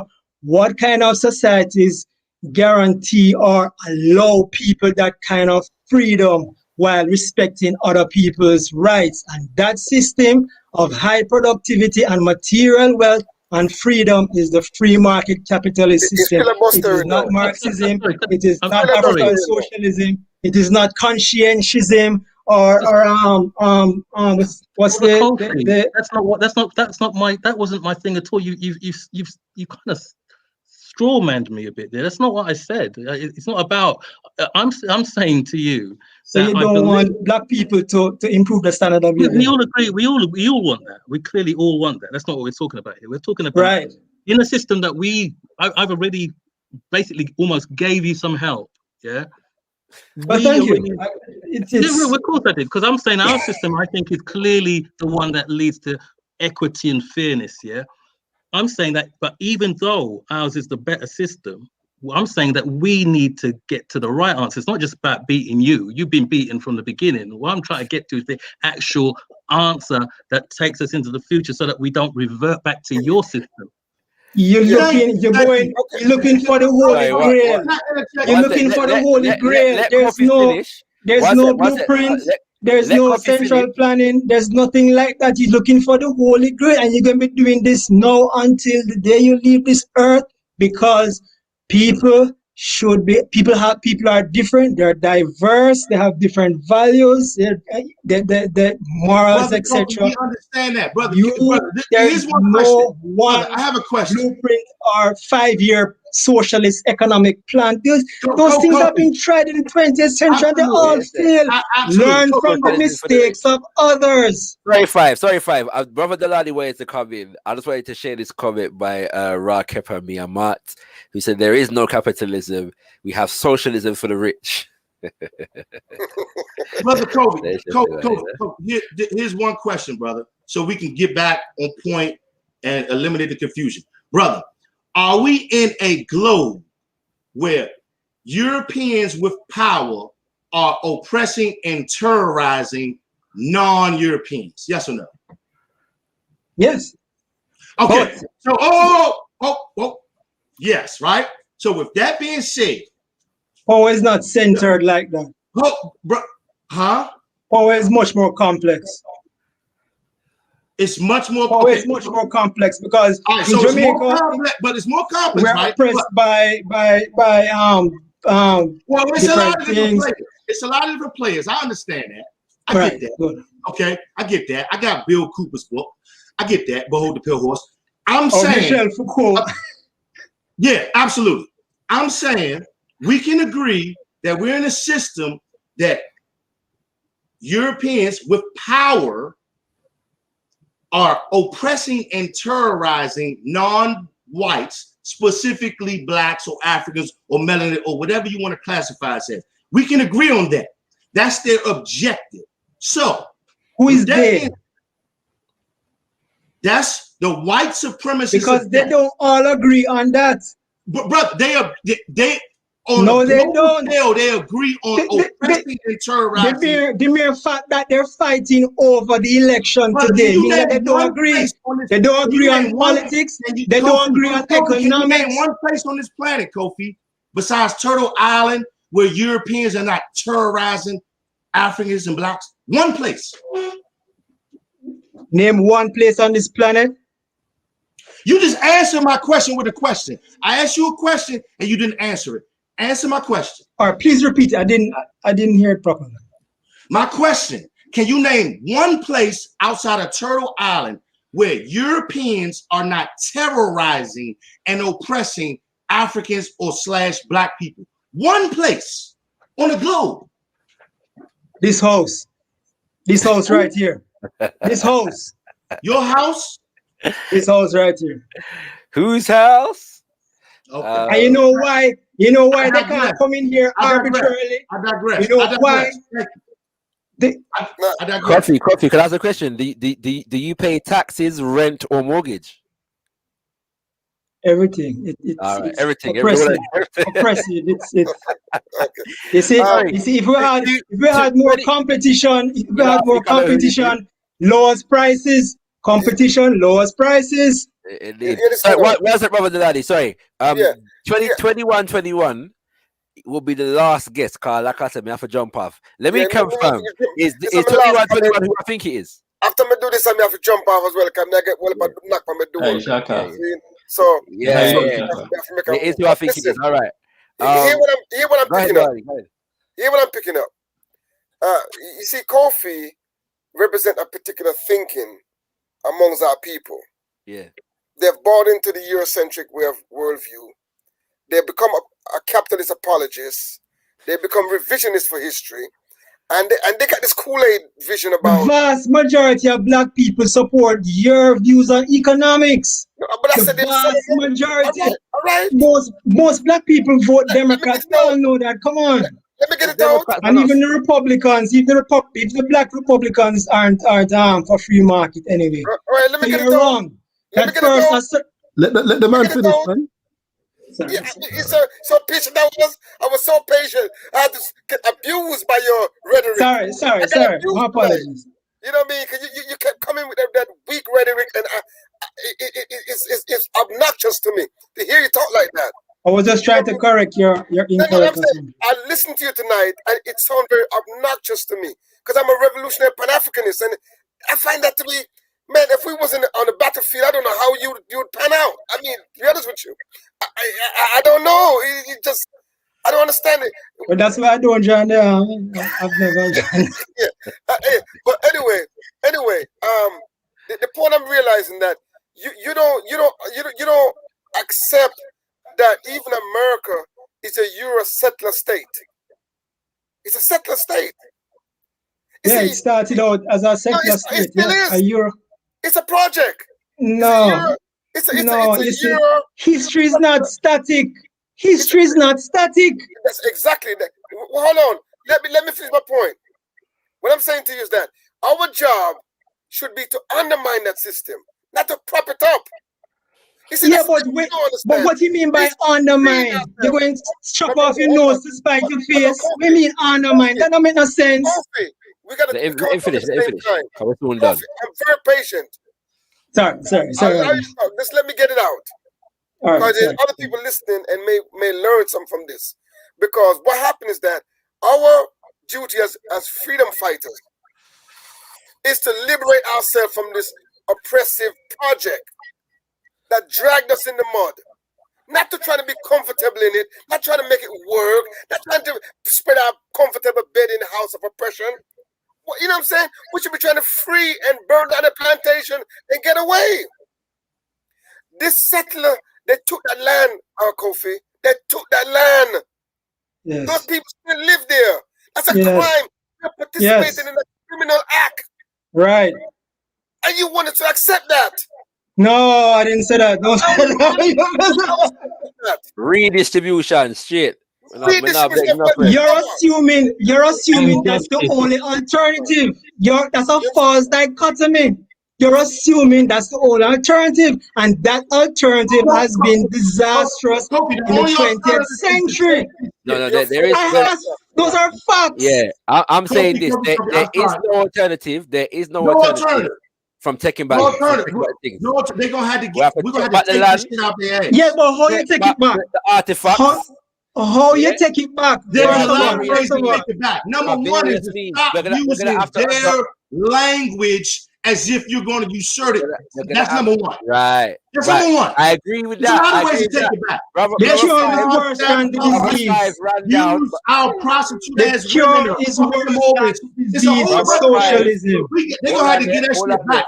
Ain't no other alternative. Ain't no socialism as a cure is worse than the disease. They're going to have to pay that shit with blood. Brother, Kofi, they're going to have to pay that shit with blood. There's no politics. There's no none of that shit. They're going to have to get that shit back.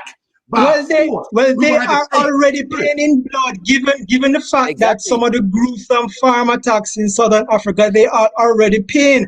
But if you don't pay no tax. You know what I do? I take money from crackers, I reinsert it in an LSC. I reinsert it in an LSC. I reinsert it in an LSC, and then I refund myself, and I fuck them over. I circulate, I fuck them over. Black people, African people, all across the United States, all across the globe, are going to have to learn their system to undermine it. Militancy is money, and then if they touch us, they got to get smoked. Right. It's just that simple, brother. I agree with that. Militancy is no substitute for having economic sense. We're gonna wrap up. Brother Five. The Black Panthers were militant, and they were all idiots. Hold on, Coffee. Were they militant? Where are they now? Hold on, Coffee. Hold on. Yeah, I'm just arranging to send my bank details to Brother Five for the expropriation fund, you know what I mean? So make sure some of the expropriation come my way still. Yeah, give thanks. All right. I'm gonna let 2121 have a comment, and then we're gonna wrap up. And I'm sure go on, True King. Good to see the eye. Blessed. All right, Kofi, why? You need some de-brainwashing. Love you to death, Kofi. Love you to life, Kofi. Love you to life. Yeah, man, love you too. 2121's gone. So yeah, that was interesting. You know who that was in it, Ebe? Migato. Who was it? Look at what. Blessed brother, laddie. Blessed. You don't remember 2020 and 1010. Yes, King. Hey, blessed brother, laddie. Bless. Listen. Yeah. That was him, but he seems to have disappeared. So I'm not sure. You got away with one there, brother. Yeah, well, it looked like it, innit? I got double it. That might have taken the conversation somewhere else too. So yeah, family, big up, yeah. Good conversation, kept in good spirit. We love the humor and all these things. We like the vibration there, but the thing still continues. I do want to say before we wrap up though, one thing. Today is the anniversary of the Tulsa so-called race riot, which is really a massacre and a war that was waged upon black people in Tulsa, Oklahoma. In a community called Greenwood, where we were, developing community over there, so the people them come and mash up the place. Where are you based at the moment, Five? So I didn't even get to say that. Ask you that question, Five. Where are you based? I'm in Washington D.C. Born and raised. Okay, hey, nice. Right. Yeah. So I just want to say salute, to the ancestors, who were building that community. Do you know what I'm saying? Honor to them, honor to the ancestors who perished as a result of a state-sponsored, violent attack against a community of black people. The government sponsored the attack and the massacre of thousands of black men, women, and children, and the displacement of them from their homes. They burnt down the entire community and bombed it from the air. In fact, the state machinery actually inducted temporary police officers in order to go and attack those people. So we want to just honor those ancestors, in particular the men and the women who picked up arms to protect that community, and when they realized that an attack was imminent. It's a disgraceful Second Amendment and respect property rights, defending property rights. The state and the whites did not respect their property rights. Hold on, man. We're done with the debate right now. Let's honor the ancestors. All right, let's relax. All right, cool. So what I'm saying is, this I just wanted to remember that. You know what I'm saying, and honor to the survivors, because we've got some survivors living right now that are all up in their hundreds. So honor to them. And man, let us all learn the lessons, of that history. There's a good book for us in the UK, for worldwide anyway. There's a good book by Robin Walker, the author of When We Rule. It's called Black Wall Street and the 7 Empowerment Principles. Very basic book. Just breaks down some history about Greenwood, in Tulsa, Oklahoma. But I having said that, I was reading with a sister the other day who was emphasizing the use of the term Greenwood because it has a significance to Africans in America, because there are various different Greenwoods throughout America that have a relationship with people. And often she says that the term Black Wall Street is used to kind of mask the community aspect. It just sounds like a business district when this is where people lived.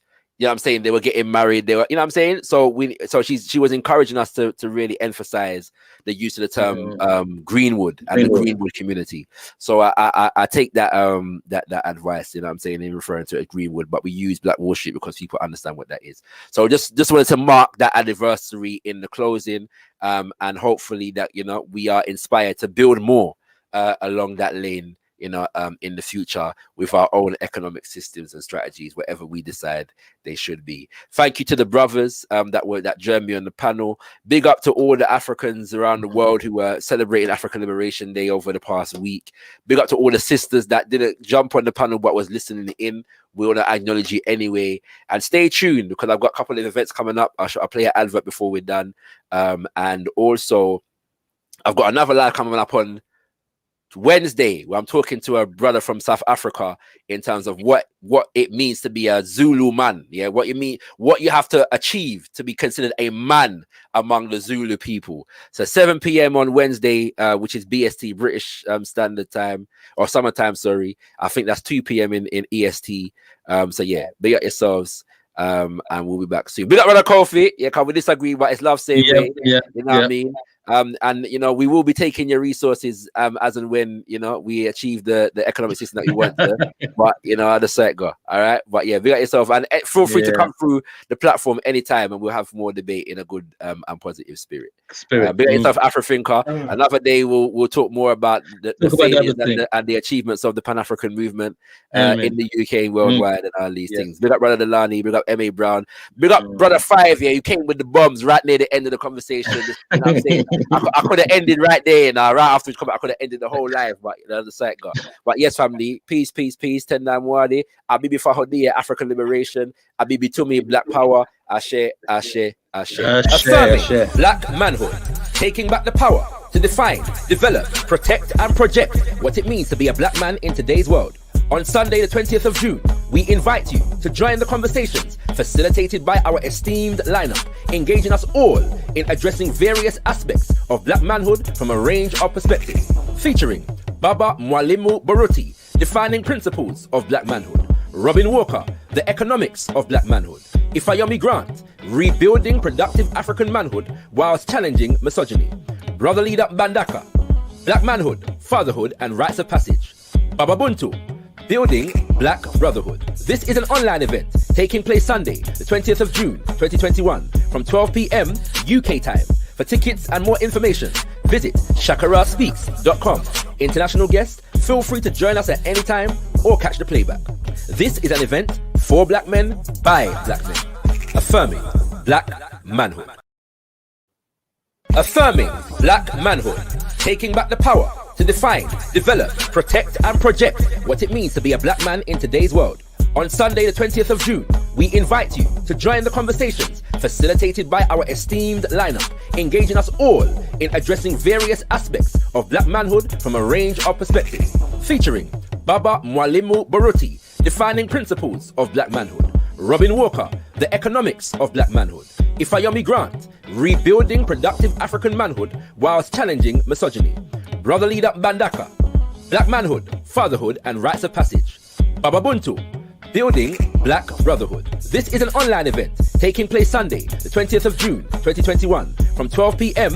UK time. For tickets and more information, visit shakaraspeaks.com. International guests, feel free to join us at any time or catch the playback. This is an event for Black men by Black men, affirming Black manhood. Affirming Black manhood, taking back the power to define, develop, protect, and project what it means to be a Black man in today's world.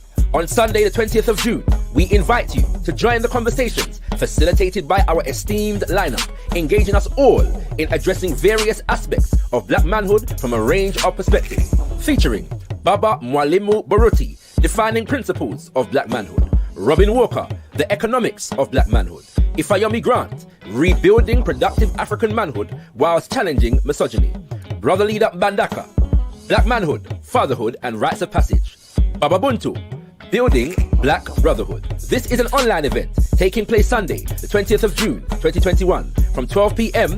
UK time. For tickets and more information, visit shakaraspeaks.com. International guests, feel free to join us at any time or catch the playback. This is an event for Black men by Black men, affirming Black manhood. We're going to give the example now of Grenada, the liberation fight in Grenada, and just give some examples from Maurice Bishop here as to what was going on in Grenada. I'll play the video and speak after. So within our mass organizations, the principle of electability is already entrenched. And for our people in general, there have been some organs of popular democracy that have been built. Zonal councils, parish councils, worker parish councils, farmer councils, where the people come together from month to month, and the usual agenda would be a report on programs taking place in the village. Then there would be a report usually by some senior member of the bureaucracy. It might be the manager of the Central Water Commission, or it might be the manager of the telephone company or the electricity company. And this senior bureaucrat has to go there and report to the people on his area of work, and then be submitted to a question and answer session. So this concept of democracy and our approach to human rights is one that has stressed the solving of these problems and the involvement of our people in a participatory way from day to day and week to week. The United States has stated that Grenada is not democratic because we do not have elections. Our history of electoral rule under the Gary dictatorship did not give our people a chance to have a say in the day-to-day running of Grenada. Previously, we had elections once every 5 years. Now with the new democracy, the new grassroots democracy, where the masses comes in the organizations and meet on a weekly or monthly basis and discuss a problem in various parts of the country through the mass organization as different, where only 15 men used to discuss the problems of the people before. Comrades are in favor of the rules as they are presented, and comrades vote using the cards, right? Comrades are against, any against, they show by raise of hand. With the new democracy, the grassroots democracy, everybody will discuss the problems of the country through the mass organizations, in the various groups in the villages, and then on the parish level and nationally. Any force that is really held in, whenever it's let loose, like the youth had the opportunity to let loose on March 13th, then you'd find it resulting in things like these, a mass organization of youth. Yeah? The youths were suppressed for so long that, well, obviously, once they got the freedom, they felt free to organize themselves, to take part in all the things that they know for their betterment, in the creation of that better, that new and just society that we speak. Our people have rejected the 5-year Westminster-style democracy because we don't have to wait 5 years to say what we want as a people. We get it every day. We get the opportunity every day. And next thing again, the zonal council meeting. We never had that under Gary dictatorship, right? But now that we have it under this government, you could go in, tell them, well, what you feel you want for your villages and different places, right? What you feel they should do. And they take a good at least listen to what you're saying. But under the Gary dictatorship, we never had that. Gary see and he's all, when he say this, that go on, right? So I feel we're going forward. I feel we're moving. You're hoping that I will tell you that by tomorrow morning all the roads in St. George's or in the parish of St. George's will be in excellent order? Of course, the Workers' Council is something which is entirely new to me. No doubt you were thinking that someone who were answering questions in such a big gathering for the first time might have been shy. But no, the Workers' Council, one is able to do exactly what the Workers' Council is intended to be, to go there without being ashamed and ask and answer questions in the best possible and honest way in which one can do so. Why it is that at times when you have a gang of people working, instead of this new form of participatory democracy is attracting attention and capturing the imagination of people throughout the region. Grenadians are creating a new form of government which is more responsive to their needs than any they've ever experienced. The new democracy is still being created, but already Grenadians have participated in the preparation of the national budget. And soon, the recently established Constitution Commission will submit a first draft of the new Constitution to the zonal councils for debate, changes, and approval. So, we've seen there, yeah. Now, what I want to highlight here is the fact that they use the word democracy, but they're very clear that they're making the distinction between Westminster. They're making a departure from Westminster democracy. Now, we know that in the English language, democracy is defined as rule of the people. Yeah, so they want the people to rule, but they're going to develop their own mechanisms by which the people rule. They're separating themselves from this once every 4 or 5 years, they're going to vote, mark X and tick on a box. They're developing institutions through which the people are able to participate at every level of the nation's development, economically and politically. Yeah, very inspired by the Grenada Revolution and what they were developing there, as some of you will know. Yeah, all right. Another example. What we saw there, sorry, I should explain, is that that was Maurice Bishop speaking at the beginning, who was the Prime Minister of Grenada. And so he's explaining basically what you saw following his speech, yeah? So I've given you his explanation of the development of zonal councils and parish worker councils and, and various different mass organizations, all right? And then you've seen the people themselves operating in these mass organizations. And how that is actually taking place among the people themselves are speaking to their involvement in those systems at the same time, okay? All right. Affirming black manhood, taking back the power to define, develop, protect and project what it means to be a black man in today's world. On Sunday the 20th of June, we invite you to join the conversations facilitated by our esteemed lineup, engaging us all in addressing various aspects of black manhood from a range of perspectives, featuring Baba Mwalimu Baruti, defining principles of black manhood, Robin Walker, the economics of black manhood, Ifayomi Grant, rebuilding productive African manhood whilst challenging misogyny, Brother Leader Bandaka, black manhood, fatherhood and rites of passage, Baba Ubuntu, building black brotherhood. This is an online event taking place Sunday, the 20th of June, 2021, from 12 p.m. UK time. For tickets and more information, visit shakaraspeaks.com. International guest, Feel free to join us at any time or catch the playback. This is an event for black men by black men, affirming black manhood.